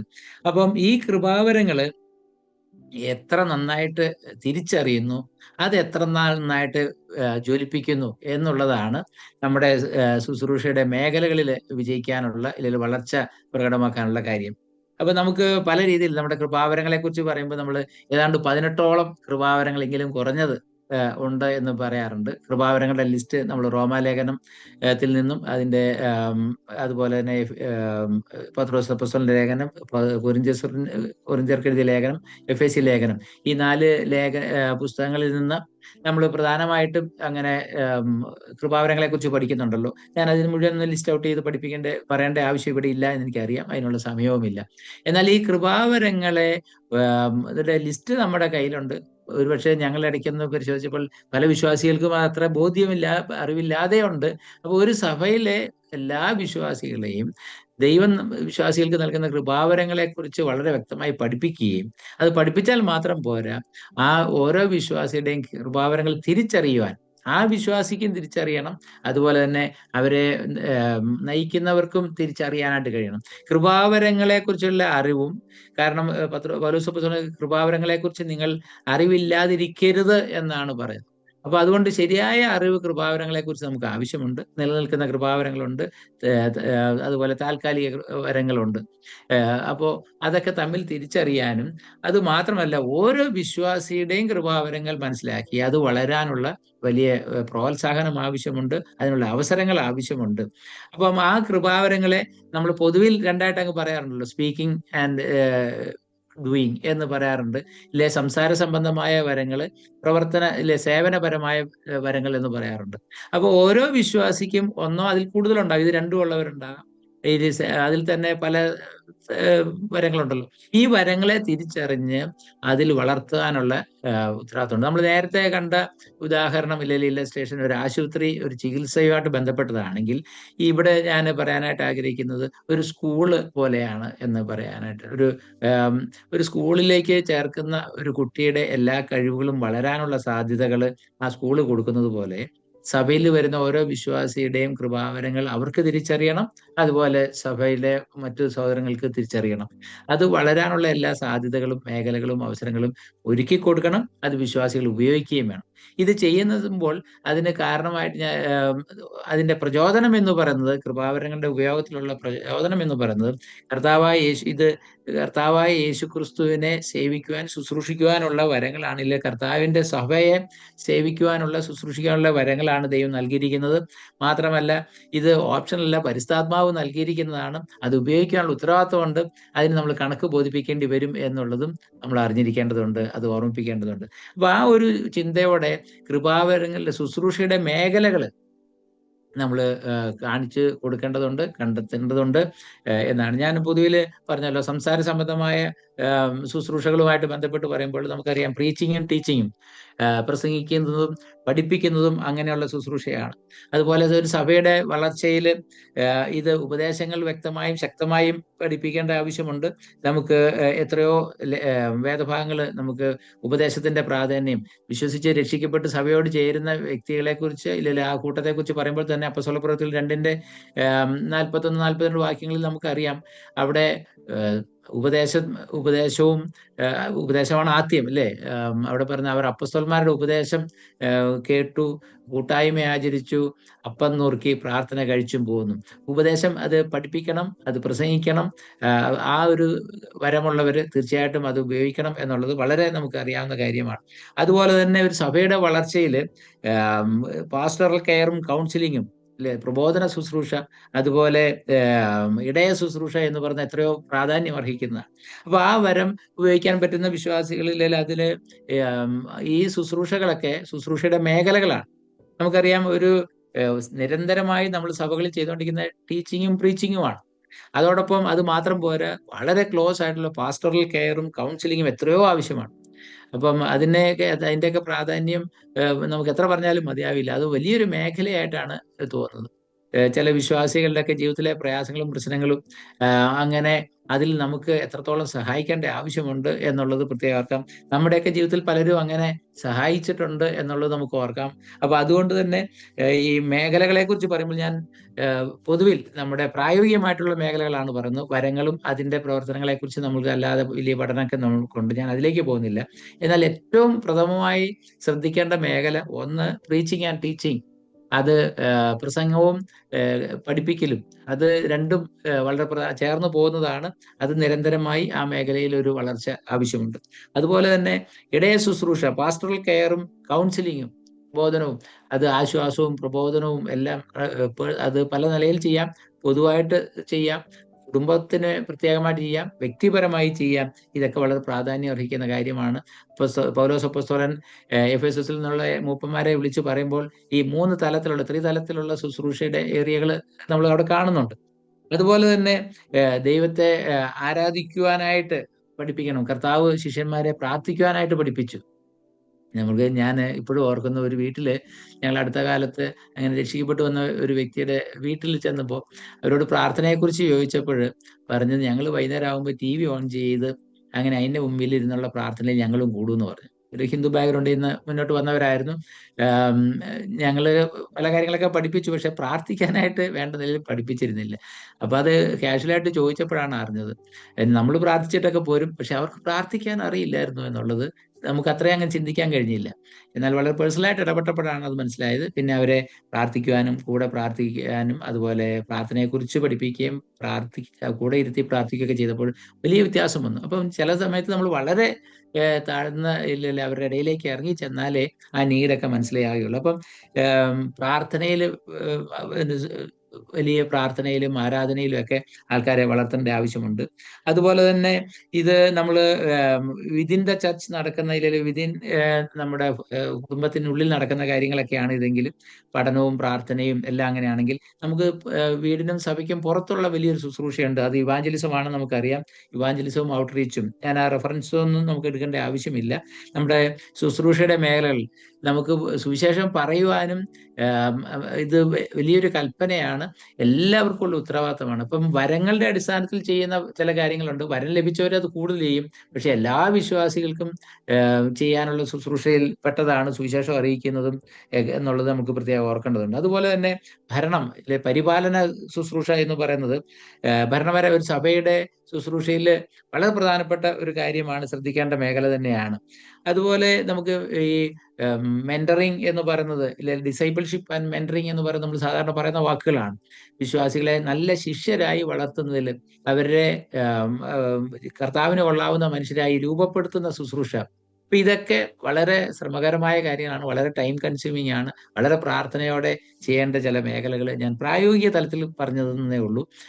നമുക്ക് ദൈവവചനത്തിന്റെ ഫ്രെയിമിനുള്ളിൽ നിന്നുകൊണ്ട് ചെയ്യാൻ പറ്റുന്ന ഇതുപോലെ അനേക ശുശ്രൂഷകളുണ്ട്. അപ്പം ഓരോ മേഖലയും നമ്മൾ എവിടെയൊക്കെ ശ്രദ്ധ പതിപ്പിക്കണം എന്നുള്ളത് സഭയിലെ ശുശ്രൂഷകന്മാർ അറിഞ്ഞിരിക്കേണ്ടതാണ്. മാത്രമല്ല ഇതെല്ലാവരും ചേർന്ന് ചെയ്യേണ്ടതാണ്. ഒരാൾക്ക് തന്നെയോ ഇല്ലെങ്കിൽ ഡീക്കന്മാരോ ഇല്ലെങ്കിൽ എൽഡേഴ്സോ ലീഡേഴ്സോ അവർക്ക് മാത്രം ചെയ്തു തീർക്കാവുന്ന ഒരു കാര്യമല്ല. എല്ലാ വിശ്വാസികൾക്കും ഇതിനുള്ള വരങ്ങൾ ദൈവം നൽകിയിട്ടുണ്ട്. വ്യത്യസ്തമായ രീതിയിൽ വ്യത്യസ്ത വരങ്ങളായിരിക്കും ചേരുന്നത്. എന്നാൽ ഇതെല്ലാം യുക്തമായി ചേരുമ്പോഴാണ് ഒരു സഭ ഏറ്റവും മനോഹരമായിട്ട് മുന്നോട്ട് പോകുന്നത് എന്നുള്ളത് പ്രത്യേകം ഓർമ്മിപ്പിക്കട്ടെ. ഞാൻ മറ്റൊരു മേഖല പറഞ്ഞത് തടസ്സങ്ങളെ കുറിച്ചാണ്, ഹിൻഡ്രൻസസ്. എന്തൊക്കെയാണ് നമുക്ക് പലപ്പോഴും ഈ ശുശ്രൂഷകളിൽ വളരുന്നതിന് തടസ്സമായിട്ട് നിൽക്കുന്നില്ലേ, സഭാ ശുശ്രൂഷകരുടെ നിരന്തര വളർച്ചയ്ക്ക് തടസ്സമായിട്ട് എന്തൊക്കെയാണ്? അതും ഞാൻ ഒത്തിരി ഒരു തിയററ്റിക്കലി പോകുന്നതിന് പകരം എൻ്റെ ശുശ്രൂഷ ജീവിതത്തിൽ ഇല്ലെങ്കിൽ മറ്റു പലരുടെയൊക്കെ ജീവിതത്തിൽ ഞാൻ ശ്രദ്ധിച്ചിട്ടുള്ള ചില കാര്യങ്ങൾ ദൈവവചനത്തിന്റെ അടിസ്ഥാനത്തിൽ പറയാമെന്നാണ് വിചാരിക്കുന്നത്. ഒന്നാമതായിട്ട് ഒരു ആത്മീയമായിട്ടുള്ള ഒരു ക്ഷീണാവസ്ഥ വരാനുള്ള എല്ലാ സാധ്യതയുണ്ട്. ഒരു സ്പിരിച്വൽ ബേൺ ഔട്ട് എക്സ്പീരിയൻസ് എന്ന് പറയും. ഒത്തിരി ശുശ്രൂഷകളൊക്കെ ചെയ്യുന്നു, പല ബന്ധപ്പാടുകൾ സമ്മർദ്ദങ്ങളുടെ മധ്യത്തിൽ പേഴ്സണൽ ആയിട്ടുള്ള ആരോഗ്യ പ്രശ്നങ്ങൾ ഇല്ലെങ്കിൽ മറ്റ് ഭൗതികമായ ചില പ്രതിസന്ധികൾ, ഇതിനൊക്കെ മധ്യത്തിൽ ശുശ്രൂഷ ചെയ്യുമ്പോൾ നമ്മൾ തന്നെ ഒരു ഇന്നാഡിക്വസി ഫീൽ ചെയ്യാനുള്ള എല്ലാ സാധ്യതയുണ്ട്. ഇല്ലെങ്കിൽ നമുക്കൊരു ആത്മീയമായിട്ട് നാം ശോഷിച്ചു പോകുന്നു, ക്ഷീണിച്ചു പോകുന്ന ഒരവസ്ഥ വരാനുള്ള സാധ്യതയുണ്ട്. കർത്താവ് തന്റെ ശിഷ്യന്മാരെ നിരന്തരമായി 3-3.5 വർഷം കൂടെ കൊണ്ട് നടന്നു. അവരുടെ ക്ഷീണാവസ്ഥയിൽ ചില സമയത്ത് അവരോട് അല്പസമയം ഉറങ്ങിക്കോളാൻ പറഞ്ഞു. വേണ്ട പോലെ പ്രാർത്ഥിക്കാൻ കഴിയാത്തപ്പോൾ, വേണ്ട പോലെ പ്രവർത്തിക്കാൻ കഴിയാതെ വന്നപ്പോൾ കർത്താവ് അവരോട് പറഞ്ഞ് അല്പം വിശ്രമിച്ചോളാൻ പറഞ്ഞു. ആഹാരത്തിന് സമയം കണ്ടെത്തി. അങ്ങനെ ശാരീരികമായോ മാനസികമായോ ആത്മീയമായോ ഉണ്ടാകുന്ന ക്ഷീണാവസ്ഥ ഇല്ലെങ്കിൽ ബേണിംഗ് ഔട്ട് എക്സ്പീരിയൻസ് എന്ന് പറയുന്നത് നമ്മൾ വളരെ ശ്രദ്ധിക്കേണ്ടതാണ്. അപ്പോൾ അങ്ങനെയാണ് ഈ കൂട്ട് സഹോദരന്മാർ ഒരുമിച്ച് പ്രവർത്തിക്കുന്നതിന്റെ നന്മ അപ്പോഴാണ് മനസ്സിലാകുന്നത്. എനിക്ക് ഈ അടുത്ത ദിവസം ഒരു അനുഭവം ഉണ്ടായി. ഞങ്ങൾ ഇവിടെ ഒരു പരസ്യ ശുശ്രൂഷ ഔട്ട്റീച്ച് പ്രോഗ്രാം പ്ലാൻ ചെയ്യുന്നുണ്ട് അടുത്ത കമ്മിങ് സൺഡേ ആൻഡ് മൺഡേ. അപ്പൊ ഒരു പുതുവത്സര പ്രോഗ്രാം എന്ന നിലയിലാണ് ചെയ്യുന്നത്. അപ്പൊ അതിന്റെ ചില കാര്യങ്ങൾക്ക് വേണ്ടി ഓടി നടക്കുമ്പോൾ പെട്ടെന്നൊരു പ്രതിസന്ധി വന്നു. മൈക്ക് പെർമിഷൻ കിട്ടുന്നില്ല. അത് ഓൺലൈനിൽ ആപ്ലിക്കേഷൻ കൊടുത്താൽ മതി എന്നൊക്കെ പറഞ്ഞു. അതൊക്കെ സഹോദരന്മാർ ചിലർ കൊടുത്തിട്ടുണ്ടായിരുന്നു. പക്ഷേ അത് കിട്ടുന്നില്ല. പോലീസ് സ്റ്റേഷനിൽ നിന്ന് വിളിച്ച് ചില തടസ്സങ്ങൾ പറയുന്നു. അവിടെ പോയി കാണേണ്ടി വരുന്നു. അപ്പം ഓടി നടക്കാൻ അത് മറ്റു കുറച്ച് അത്യാവശ്യ കാര്യങ്ങളുടെ ഇടയിൽ ഞാൻ തന്നെ ക്ഷണിച്ചു പോകുന്നു തോന്നി. വേഗം ഒരു കൂട്ടു സഹോദരനെ വിളിച്ച് അദ്ദേഹമായിട്ട് കൂടെ പോയപ്പോൾ ഇന്നലെ ഇന്നുകൊണ്ട് ആ കാര്യം നടന്നു. വളരെ ഉത്സാഹത്തോടെ സന്തോഷത്തോടെ എനിക്ക് ചെയ്തിട്ട് വരാൻ കഴിഞ്ഞു. ദൈവം അനുവദിച്ചാൽ നന്നായിട്ട് ആ പ്രോഗ്രാം നടത്താൻ കഴിയുമെന്ന് തന്നെ വിശ്വസിക്കുന്നു. മാത്രമല്ല ആ പ്രോഗ്രാം നടത്താനായിട്ട് വേറെ മറ്റ് സ്ഥലങ്ങളിൽ നിന്ന് സഹോദരന്മാർ വരുന്നുണ്ട്. അതൊക്കെ ഞങ്ങൾക്ക് ഒത്തിരി അങ്ങനെ ഔട്ട്റീച്ച് പ്രോഗ്രാം, പബ്ലിക് പ്രോഗ്രാം ഒത്തിരി നടത്തി ശീലമില്ല. എന്നാൽ കൂട്ടു സഹോദരന്മാരുടെ ഉത്സാഹവും അവരുടെ സഹകരണവും വളരെ ഞങ്ങൾക്ക് പ്രചോദനം നൽകുന്നു. ഞാൻ തന്നെ വയനാട് ഒരിക്കൽ നടന്ന പ്രോഗ്രാം അങ്ങനെ നമ്മൾ ഗ്രൂപ്പിൽ നിന്ന് ഫോട്ടോസും വീഡിയോസും ഒക്കെ കണ്ടു. വലിയൊരു ടീമായിട്ട് പ്രവർത്തിക്കുമ്പോൾ ഉണ്ടാകുന്ന സന്തോഷം. അപ്പോൾ ഈ ബേണിംഗ് ഔട്ട് എക്സ്പീരിയൻസിൽ അതിന് വലിയൊരു പ്രതിവിധി എന്ന് പറയുന്നത് സഹോദരങ്ങൾ ഒരുമിച്ച് പ്രവർത്തിക്കുന്നതാണ്. അത് നമ്മുടെ ഇടയിൽ ഉണ്ട്. അത് ധാരാളമായിട്ട് വർദ്ധിക്കേണ്ടതുണ്ട്. ഏതെങ്കിലും ചില പർട്ടിക്കുലർ ചർച്ചകളിൽ അങ്ങനെ കൂടെ പ്രവർത്തിക്കാൻ ആൾക്കാരില്ല എങ്കിൽ മറ്റു സഭകളിൽ നിന്നും ഒക്കെ ചെന്ന് സഹായിക്കുന്ന രീതി നമ്മുടെ ഇടയിലുണ്ട്. അതൊക്കെ ഇനിയും വർദ്ധിച്ചു വരാൻ ആവശ്യമുള്ള ഒരു കാര്യമാണ്. എന്നാൽ നമ്മൾ ഓരോരുത്തരും മനസ്സിലാക്കണം, ഒരാൾക്ക് ഒറ്റയ്ക്ക് ചെയ്തു തീർക്കാൻ കഴിയുന്ന ഒരു ശുശ്രൂഷയല്ല കർത്താവ് നമ്മളെ ഏൽപ്പിച്ചിരിക്കുന്നത്. അത് ഒരുമിച്ച് ചെയ്യുവാനായിട്ടുള്ളതാണ്. ഒരുമിച്ച് ചെയ്യുമ്പോൾ നമുക്ക് ഇരട്ടി ഫലകരമായിട്ട് അത് ചെയ്യാനായിട്ട് കഴിയും. അപ്പൊ അതാണ് തടസ്സത്തിൽ ഒന്ന്, ഈ ആത്മീയ ക്ഷീണം, ശാരീരിക ക്ഷീണം എന്നാണ് ഞാൻ ഒറ്റ വാക്കിൽ അങ്ങ് പറയട്ടെ. അതിനുള്ള എല്ലാ സാധ്യതയുണ്ട്. എന്നാൽ കർത്താവും ശിഷ്യന്മാരും ഒക്കെ അതിനെ എങ്ങനെ തരണം ചെയ്തു എന്നുള്ളത് പരിശോധിക്കുമ്പോൾ നമുക്കും ഈ കാലത്ത് അതൊക്കെ സാധ്യമാണ് എന്നുള്ളത് ഓർക്കാം. ടീമായിട്ട് പ്രവർത്തിക്കുന്നതിൻ്റെ ഒക്കെ ഗുണം നമ്മൾ പറയാറുണ്ടല്ലോ. രണ്ടാമതൊരു തടസ്സം എന്ന് പറയുന്നത് ലാക്ക് ഓഫ് ട്രെയിനിങ് എന്ന് ഞാൻ പറയും. നമ്മൾ പ്രവർത്തിക്കുന്നത് പലതരം മനുഷ്യരുടെ ഇടയിലാണ്. ഞാൻ പറഞ്ഞാൽ ഒരു ഡോക്ടർ പലപ്പോഴും ഇപ്പൊ സ്പെഷ്യലൈസേഷന്റെ കാലമാണ്. അദ്ദേഹം ചെയ്യുന്ന ഒരു പർട്ടിക്കുലർ പരിപാടി മാത്രമേ ഇപ്പം പല ഡിപ്പാർട്ട്മെന്റ് നമുക്കറിയാം. അതത് ഡിപ്പാർട്ട്മെന്റിൽ വർക്ക് ചെയ്യുന്ന വേറൊരു കാര്യം ഇതിൽ ഇടപെടില്ല. എന്നാൽ നമ്മൾ സഭാ ശുശ്രൂഷന്മാർക്ക് അങ്ങനെ നമുക്ക് മാറി നിൽക്കാനായിട്ട് കഴിയില്ല. ഒരു പ്രഗ്നൻസിയിൽ ആയിരിക്കുന്ന ഒരു കുഞ്ഞിനെ പ്രഗ്നന്റ് ആയിരിക്കും മുതൽ ആ പേരൻസിന് വേണ്ടി പ്രാർത്ഥിക്കുകയും അവരെ പോയി കാണുകയൊക്കെ ചെയ്യേണ്ട ആവശ്യമുണ്ട്. ആ കുഞ്ഞ് ജനിച്ച് വളർന്നു വരുമ്പോൾ ആ കുഞ്ഞിന് വേണ്ടി പ്രാർത്ഥിക്കുക, ആ കുഞ്ഞിനെ നല്ല ആത്മീയ അന്തരീക്ഷത്തിൽ വളർത്താനുള്ള കാര്യങ്ങൾ പറഞ്ഞു കൊടുക്കുന്നുണ്ട്. അത് ശൈശവകാലം കഴിഞ്ഞ് ടീനേജ് പ്രായം കഴിഞ്ഞ് യൂത്ത് കഴിഞ്ഞ് അവർ മധ്യവയസ്കരായി വാർദ്ധക്യത്തിലെത്തുന്ന വലിയൊരു സ്പാൻ ഓഫ് ലൈഫിൽ എല്ലാ മേഖലയിലും ആവശ്യമായ ഒരു മിനിമം പ്രാഗൽഭ്യം നമുക്ക് ആവശ്യമുണ്ട്. എല്ലാ ആൾക്കാരുമായിട്ട് ഇടപെടേണ്ട മനുഷ്യരാണ് സഭാ ശുശ്രൂഷന്മാർ. ഇല്ലെങ്കിൽ ഒരു സഭയിലെ ഡെസിഗ്നേറ്റഡ് ശുശ്രൂഷകന്മാരെന്ന് മാത്രമല്ല, ഈ പ്രായത്തിൽ പല പ്രായത്തിലുള്ളവരോട് പല രീതിയിൽ പലർക്കായിട്ട് ഇടപെടാനായിട്ട്, ചിലർക്ക് എല്ലാ പ്രായത്തിലുള്ളവരെ ഒരുപോലെ കൈകാര്യം ചെയ്യാൻ കഴിയുന്നവരുണ്ടാകാം. എന്നാൽ അധികം അങ്ങനെ എളുപ്പമല്ല. അപ്പൊ അതുകൊണ്ട് പല പ്രായത്തിലുള്ള പ്രായക്കാർക്ക് വേണ്ടി തന്നെ ഒരു സഭയിൽ എല്ലാ പ്രായക്കാരെയും പ്രോപ്പറായിട്ട് അറ്റൻഡ് ചെയ്യുകയും വളർത്തുകയും ചെയ്യേണ്ട ആവശ്യമുണ്ട്. അതിന് പറ്റുന്ന ആൾക്കാരെ അവരുടെ വരങ്ങൾ കണ്ടെത്തി ആ മേഖലയിൽ ഉപയോഗിക്കുമ്പോൾ അത് ഏറ്റവും ആ സഭയിലെ എല്ലാ വിശ്വാസികൾക്കും ഈ ശുശ്രൂഷയുടെ പ്രയോജനം കിട്ടും. അപ്പൊ അതുകൊണ്ട് കുഞ്ഞുങ്ങളുടെ ഇടയിൽ പ്രവർത്തിക്കാൻ പറ്റുന്നവർ, സൺഡേ സ്കൂളിൽ നല്ല പ്രഗത്ഭരായിട്ടുള്ള അല്ലെങ്കിൽ കുട്ടികളുമായിട്ട് ടീനേജേഴ്സ് ആയിട്ട് ഇടപെടാൻ കഴിയുന്നവർ, യൂത്തിനെ നല്ല നിലയിൽ മുന്നോട്ട് കൊണ്ടുപോകാൻ കഴിയുന്നവർ, അതിന് ശേഷമുള്ള പ്രായത്തിലും വളരെ കെയറും സപ്പോർട്ടും ഒക്കെ ആവശ്യമുണ്ട്. മധ്യവയസ്സിലും വാർദ്ധക്യത്തിലും ഒക്കെ പ്രശ്നങ്ങളും വ്യത്യസ്തമാണ്. അപ്പൊ അതുകൊണ്ട് ഓരോരുത്തർക്ക് ഒരാൾക്ക് തന്നെ ചെയ്തു തീർക്കാൻ കഴിയുന്നതല്ല. എന്നാൽ ഒരുമിച്ച് ചെയ്യുമ്പോൾ ഈ പറയുന്ന പരിശീലനം വളരെ ഉണ്ടെങ്കിൽ നമുക്ക് നന്നായിട്ട് ചെയ്യാനായിട്ട് കഴിയും. ഓരോ പ്രായക്കാർക്കും അവരുടെ പ്രത്യേകതകൾ അനുസരിച്ച് അവരെ എങ്ങനെ കൈകാര്യം ചെയ്യണം എന്നുള്ളത് നമ്മുടെ ഇടയിൽ കുറേയൊക്കെ ട്രെയിനിങ് കിട്ടുന്നുണ്ട്. എന്നാൽ ഇനിയും ഒത്തിരി ആവശ്യമുണ്ട് എന്ന് ആ മേഖലയിൽ പ്രവർത്തിക്കുന്നവർക്കറിയാം. അപ്പൊ ട്രെയിനിങ് ഇല്ല, പരിശീലനം നമുക്കറിയാം. ദൈവജനത്തിന്റെ പ്രമാണം തന്നെ അങ്ങനെയാണ്. പരിശീലനം കിട്ടിയവരാണ് ഗുരുവിനെ പോലെ ആകുന്നതെന്ന് കർത്താവ് പറഞ്ഞു, അല്ലേ? അപ്പൊ അതുകൊണ്ട് പരിശീലനം എന്ന് പറയുന്നത് വളരെ വളരെ ആവശ്യമായിട്ട്, പരിശീലനം ഇല്ല എന്നുള്ളത് പലപ്പോഴും പല മേഖലയിലും പ്രവർത്തനത്തിന് ഒരു വളർച്ചയ്ക്ക് തടസ്സമായിട്ട് വരുന്നു. അതുപോലെ തന്നെ നമുക്കറിയാം ലോകത്തിന്റെ ആകർഷണം അത് വളരെ സാധ്യതയുണ്ട്. നമ്മൾ ഈ ലോകത്താണ് ജീവിക്കുന്നത്. പലതരത്തിലുള്ള ആശയങ്ങളും ആഗ്രഹങ്ങളും ഒക്കെ നമ്മളെയും സ്വാധീനിക്കാൻ സാധ്യതയുണ്ട്. വിശ്വാസികളെ, ശുശ്രൂഷ ചെയ്യുന്നവരെ.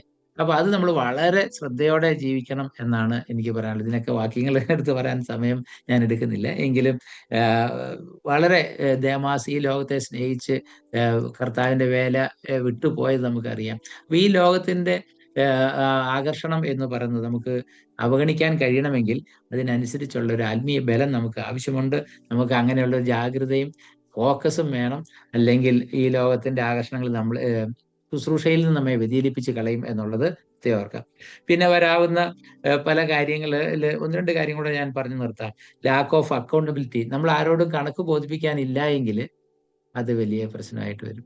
അപ്പൊ നമുക്ക് വിശ്വാസികൾ അന്യോന്യവും ഉത്തരവാദിത്വമുണ്ട്, കണക്ക് ബോധിപ്പിക്കേണ്ടതുണ്ട്.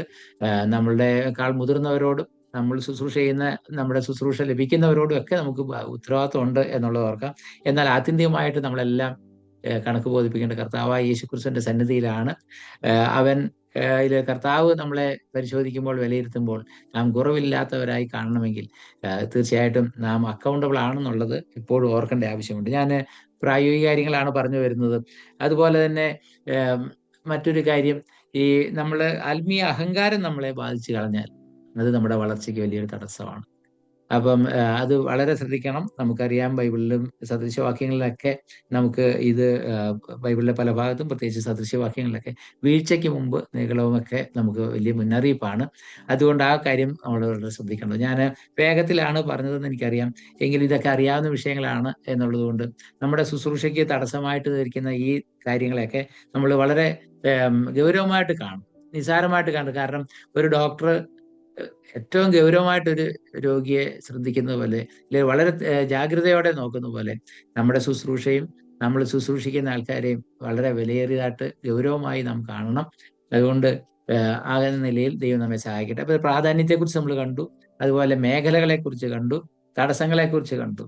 നമുക്ക് മുന്നറിയിപ്പുകൾ നമ്മുടെ മുമ്പിലുണ്ട്. നമുക്കറിയാം വലിയ സഭകൾ പലതും, വളരെ നല്ല സഭകൾ, ഒരു കാലത്ത് നന്നായിട്ട് പ്രവർത്തിച്ച പല സഭകളും പിന്നീട് ചരിത്രത്തിൽ ഇല്ലാതെ വരുന്നു. നമുക്കറിയാം അങ്ങനെ സാധ്യതയുണ്ട്. അതുകൊണ്ട് നമ്മൾ ഉൾപ്പെട്ടിരിക്കുന്ന സഭയും സമൂഹവും ഒക്കെ കർത്താവിന്റെ വരവോളം നിലനിൽക്കണം എന്ന് നമുക്ക് ആഗ്രഹമുണ്ടെങ്കിൽ വളരെ ശ്രദ്ധയോടെ നമ്മൾ ചെയ്യണം. നമ്മൾ ശുശ്രൂഷ ചെയ്യേണ്ട ആവശ്യമുണ്ട്. ഈ അടുത്ത കാലത്ത് സോഷ്യൽ മീഡിയയിലൊക്കെ വന്ന ചില സഭകളെ കുറിച്ച്, സാഡിൽ ബാക്ക് ചർച്ചിനെ കുറിച്ച് വളരെ സങ്കടകരമായ ചില വാർത്തകൾ വന്നു. ഒരു സമയത്ത് വളരെ വിജയകരമായിട്ട് പ്രവർത്തിച്ചുകൊണ്ടിരുന്നതാണ്. അതിന്റെ കാരണങ്ങളെ കുറിച്ചൊക്കെ പരിശോധിക്കുകയും പല വെളിപ്പെടുത്തലുകൾ അതിനെക്കുറിച്ച് വന്നിട്ടുണ്ട്. അപ്പൊ അതൊക്കെ നമ്മൾ ശ്രദ്ധിക്കേണ്ട ആവശ്യമുണ്ട്. അതുപോലെ തന്നെ ഹിൽസോങ് ചർച്ച് അമേരിക്കയിലെ പ്രധാനപ്പെട്ട വലിയ സഭകളിൽപ്പെട്ടതാണ്. ഒരു കാലത്ത് ഒത്തിരി ആൾക്കാർ ശ്രമിച്ച സഭകളാണ്, ഇല്ലെങ്കിൽ മാതൃകയാക്കാൻ കൊള്ളാവുന്ന സഭകളായിട്ട് കണക്കാക്കിയതാണ്. എന്നാൽ അവർക്കൊക്കെ ചില വീഴ്ചകൾ വന്നു. അത് നമുക്കും ഉള്ള പാഠങ്ങളാണ്. എന്നാൽ അത് ഈ പാഠങ്ങൾ ഉൾക്കൊണ്ടുകൊണ്ട് നമുക്ക് മുന്നോട്ട് പോകുമ്പോൾ നമ്മുടെ മുമ്പിൽ ഒത്തിരി പ്രചോദനങ്ങളുമുണ്ട്. നമുക്ക് മുന്നറിയിപ്പ് അല്ലെങ്കിൽ ഇങ്ങനെയുള്ള വാണിങ്ങുകളുണ്ടെങ്കിൽ, എന്നാൽ അതിന് പകരം നമ്മെ മുന്നോട്ട് നയിക്കാൻ കഴിയുന്ന ധാരാളം പുസ്തകങ്ങൾ, ധാരാളം വ്യക്തികൾ നമുക്കുണ്ട്. അപ്പൊ അതുകൊണ്ട് നമുക്ക് വളരെ വായനയും പരിശീലനവും ഒക്കെ ആവശ്യമുണ്ട്. ബൈബിൾ മാത്രമല്ല, നമുക്ക് നല്ല പുസ്തകങ്ങളൊക്കെ വായിച്ചാൽ ഈ ആത്മീയ വളർച്ച നിരന്തരമായിട്ട് നമുക്ക് പ്രാപിക്കാനായിട്ട് കഴിയും. വെസ്ലി എൽ ഡുവൽ എന്ന് പറയുന്ന നമുക്കറിയാവുന്ന ധാരാളം പ്രശസ്തമായ പുസ്തകങ്ങളുടെ എഴുത്തുകാരൻ, അദ്ദേഹത്തിന്റെ പല പുസ്തകങ്ങളൊക്കെ നമ്മുടെ ഇടയിൽ വായിക്കുകയും പഠിക്കുകയും പഠിപ്പിക്കുകയും ചെയ്യുന്നുണ്ട്. എനിക്ക് വളരെ ഇഷ്ടപ്പെട്ട ചില പുസ്തകങ്ങൾ, മെഷർ യുവർ ലൈഫ് എന്ന് പറഞ്ഞ് ഉള്ള അദ്ദേഹത്തിന്റെ പുസ്തകം, അതുപോലെ മറ്റു പല പുസ്തകങ്ങൾ അല്പമായിട്ടൊക്കെ നമ്മൾ വായിക്കുമ്പോൾ തന്നെ അതിനകത്തുനിന്ന് നമുക്ക് നമ്മുടെ ജീവിതത്തെയും ശുശ്രൂഷയും നിരന്തരമായി അത് മെഷർ ചെയ്യേണ്ട ആവശ്യമുണ്ട്, പരിശോധിക്കേണ്ട ആവശ്യമുണ്ട് എന്നൊക്കെയുള്ള ധാരാളം നല്ല ചിന്തകൾ തരുന്നു. അദ്ദേഹത്തെക്കുറിച്ച് ഞാൻ വായിച്ച ഒരു കാര്യം, ഈ ഇദ്ദേഹത്തിന്റെ നിരന്തരമായ വായനയും എഴുത്തിനെയും പ്രാർത്ഥനയും കുറിച്ചൊക്കെ ഞാൻ വായിച്ചിങ്ങനെയാണ്. When Wesley was 83, he complained that he could no longer read or write more than 15 hours a day without his eyes hurting എന്നാണ്. എന്ന് പറഞ്ഞാൽ 83 വയസ്സിൽ അദ്ദേഹത്തിന്റെ ഒരു പരിഭവം എന്ന് പറയുന്നത്, അദ്ദേഹത്തിന് ഒരു 15 മണിക്കൂറിൽ കൂടുതൽ എഴുത്തും വായനയും നടത്താനായിട്ട് കഴിയുന്നില്ല. അത് കൂടുതൽ നടത്തുമ്പോൾ അദ്ദേഹത്തിന് കണ്ണിന് പ്രയാസം വരുന്നു എന്നാണ്. അപ്പൊ ആ പ്രായം വരെ അദ്ദേഹം ഇതിൽ കൂടുതൽ മണിക്കൂറുകളാണ് വായനയ്ക്കും പഠനത്തിനുമായിട്ട് ഉപയോഗിച്ചുകൊണ്ടിരുന്നതെന്നാണ്. വീണ്ടും അദ്ദേഹത്തെ കുറിച്ച്, he regretted that he could no longer preach more than twice a day. ദിവസത്തിൽ 2 തവണ കൂടുതൽ ഇപ്പൊ പ്രസംഗിക്കാൻ കഴിയുന്നില്ല എന്നാണ് അദ്ദേഹം പറഞ്ഞത്. മാത്രമല്ല അദ്ദേഹം പറയുന്നത്, ഇപ്പം 5:30 വരെയെങ്കിലും കിടന്നുറങ്ങാൻ രാവിലെ തോന്നുന്നു, അതിനു മുമ്പ് എണീക്കാൻ പറ്റുന്നില്ല എന്നാണ്. ഇപ്പോൾ അദ്ദേഹത്തെ കുറിച്ച് പറഞ്ഞത് 86 വയസ്സ് വരെ അദ്ദേഹം അതിനു മുമ്പേ എണീറ്റ് പ്രാർത്ഥിക്കുന്ന ഒരു വ്യക്തിയായിരുന്നു. അപ്പൊ നമ്മുടെ ശുശ്രൂഷകളിൽ നിരന്തരമായ വളർച്ച വേണമെങ്കിൽ നിരന്തരമായ പഠനം, വായന, അതുപോലെ എഴുതാൻ ആവശ്യമുള്ളതൊക്കെ എഴുതുന്ന ശീലം മാത്രമല്ല, പ്രാർത്ഥിക്കാൻ, പ്രസംഗിക്കാനും പഠിപ്പിക്കുവാനും ഉള്ള വലിയ ഉത്സാഹം, നിരന്തരമായ പ്രാർത്ഥന, ഇതൊക്കെ നമുക്ക് വളരെ പ്രചോദനമാണ്. നമുക്ക് നമ്മുടെ മുമ്പിൽ ഇത്തരം വ്യക്തികൾ ധാരാളം ഉണ്ട്. മാത്രമല്ല, നമുക്കറിയാം നമ്മുടെ മധ്യത്തിലും ഇങ്ങനെയൊക്കെ പ്രവർത്തിക്കുന്ന സഹോദരന്മാരുണ്ട്. 83 വയസ്സിലും അതിന് താഴെയൊക്കെ പല പ്രായത്തിൽ ഇന്നും നമുക്ക് പ്രചോദനമായി നമ്മുടെ മുമ്പിലുള്ള മനുഷ്യരെയൊക്കെ ഓർത്ത് നമുക്ക് ദൈവത്തിന് സ്തോത്രം ചെയ്യാം. നല്ല മാതൃകകളെ നമുക്ക് സ്വീകരിക്കാം. സഭാ ശുശ്രൂഷാ തലത്തിൽ വളർച്ചയ്ക്ക് സഹായിക്കുന്ന ധാരാളം പുസ്തകങ്ങൾ ഇങ്ങനെയുള്ള വ്യക്തികളുടെ ഉണ്ട്. അലക്സാണ്ടർ സ്റ്റോക്കിന്റെ ഒക്കെ പുസ്തകങ്ങൾ നമുക്ക് അവൈലബിൾ ആണ്. അപ്പോൾ ഞാൻ ഇന്ന് പറഞ്ഞതിന്റെ ചുരുക്കം എന്ന് പറയുന്നത്, ശുശ്രൂഷ എന്ന് പറയുന്നത് എല്ലാ വിശ്വാസികൾക്കുള്ളതാണ്. കർത്താവ് എല്ലാവരെയും വിളിച്ചതിന് വ്യക്തമായ ഉദ്ദേശമുണ്ട്. ഇനി മാത്രമല്ല, അത് ക്വാണ്ടിറ്റേറ്റീവ് ഗ്രോത്ത് അല്ല, അതിനേക്കാൾ ഒരുപക്ഷെ കൂടുതൽ ക്വാളിറ്റേറ്റീവ് ഗ്രോത്ത്, നമുക്ക് നിരന്തരമായ ഗുണപരമായ വളർച്ച ആവശ്യമുണ്ട്. അത് നമുക്ക് ശ്രദ്ധിക്കാം. മാത്രമല്ല, ഇതിന്റെ പ്രാധാന്യം മര്യാദയ്ക്ക് മനസ്സിലായാൽ മാത്രമേ നല്ല ബോധ്യത്തോടുകൂടി അതിനുവേണ്ടി സമർപ്പണത്തോടെ ഈ ശുശ്രൂഷ ചെയ്യാനായിട്ട് കഴിയുള്ളൂ. അതിന്റെ പല കാര്യങ്ങളും നമ്മൾ കണ്ടു. ഇത് കൂടാതെ നമുക്ക് ദൈവം തന്നിരിക്കുന്ന കൃപാവരങ്ങൾ ഏതൊക്കെയാണ് തിരിച്ചറിഞ്ഞ് ആ മേഖലയിൽ എല്ലാവർക്കും പ്രസംഗിക്കാനോ എല്ലാവർക്കും പഠിപ്പിക്കാനോ ആയിരിക്കില്ല, പ്രവർത്തിക്കാൻ കഴിയുന്ന പ്രാക്ടീസിങ് മിനിസ്റ്റേഴ്സ് ധാരാളം നമുക്ക് ആവശ്യമുണ്ട്. ദൈവം ആ നിലയിൽ നമ്മെ സഹായിക്കട്ടെ.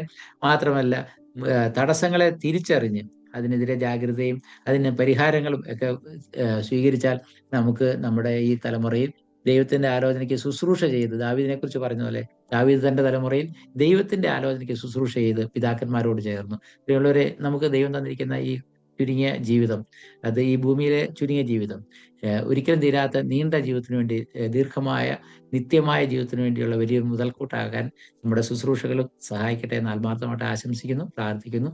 ദൈവനാമം മാത്രം മഹത്വപ്പെടുമാറാകട്ടെ. ആമേൻ. Thank you sir.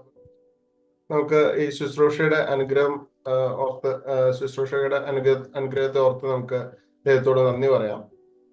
സഭാ ശുശ്രൂഷകരുടെ നിരന്തര വളർച്ച എന്നുള്ള വിഷയത്തെ ആസ്പദമാക്കിയിട്ട് ഒരു നല്ല പങ്കുവെക്കലായിരുന്നു സംഭവങ്ങളിലൂടെ നമുക്ക് ലഭിച്ചത്.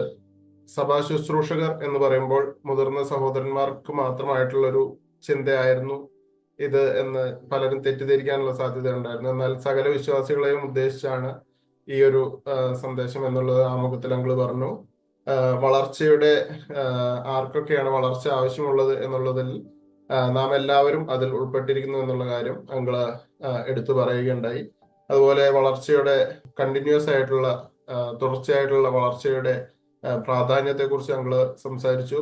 ഏതൊക്കെ മേഖലകളിലാണ് വളർച്ച ആവശ്യമുള്ളത് എന്നുള്ള കാര്യം അങ്കിള് സംസാരിച്ചു. അതുപോലെ വളർച്ചയ്ക്ക് തടസ്സമായിട്ടുണ്ടാകുന്ന വിവിധ കാര്യങ്ങൾ അങ്കിള് പറഞ്ഞു. ആ തടസ്സങ്ങളെ ഓവർകം ചെയ്യാൻ വേണ്ടിയിട്ടുള്ള ചില സാധ്യതകളും കാര്യങ്ങളും അങ്കിളിലൂടെ നമുക്ക് ലഭിക്കാൻ സാധിച്ചു. ഞാൻ അതിനോട് ചേർന്ന് ഒരു കാര്യം മാത്രം പറയാൻ ആഗ്രഹിക്കുകയാണ്. അങ്കിള് പറഞ്ഞൊരു വാക്യം എഫേസ്യർ ലേഖനം 4-ാം അധ്യായത്തിന്റെ 13-ാം വാക്യമായിരുന്നു. അതിന്റെ MCV വേർഷൻ ഞാൻ ഇങ്ങനെ വായിക്കാം. ഇങ്ങനെ നാം എല്ലാവരും വിശ്വാസത്തിലും ദൈവപുത്രനെ കുറിച്ചുള്ള പരിജ്ഞാനത്തിലും പക്വതയുള്ളവരായി ഐക്യത്തിൽ എത്തിച്ചേർന്ന് ക്രിസ്തുവിന്റെ പരിപൂർണതയുടെ സമ്പൂർണ്ണ അളവ് സാക്ഷാത്കരിക്കുന്നത് വരെ വളരുക തന്നെ ചെയ്യും. സാബുങ്ങള് പറഞ്ഞപ്പോൾ എടുത്തു പറഞ്ഞിരുന്ന ഒരു കാര്യത്തെ കുറിച്ച് തന്നെയാണ്. അത് MCV വേർഷനിലുള്ള കാര്യം ഞാൻ ജസ്റ്റ് വായിച്ചെന്നേ ഉള്ളൂ. ആ ഒരു വളർച്ചയിലേക്ക് നമുക്ക് നമ്മെ തന്നെ ഒരുക്കുവാനായിട്ടും നമ്മുടെ കൂട്ടു സഹോദരന്മാരെ അതിനായിട്ട് ഉത്സാഹിപ്പിക്കുവാനും അവരെ കൂടെ കൊണ്ടുപോകാനും ദൈവം നമ്മെ സഹായിക്കട്ടെ. നമുക്ക് അങ്ങളുടെ ശുശ്രൂഷയുടെ അനുഗ്രഹത്തിന് വേണ്ടിയിട്ട് നമുക്ക് പ്രാർത്ഥിക്കാം.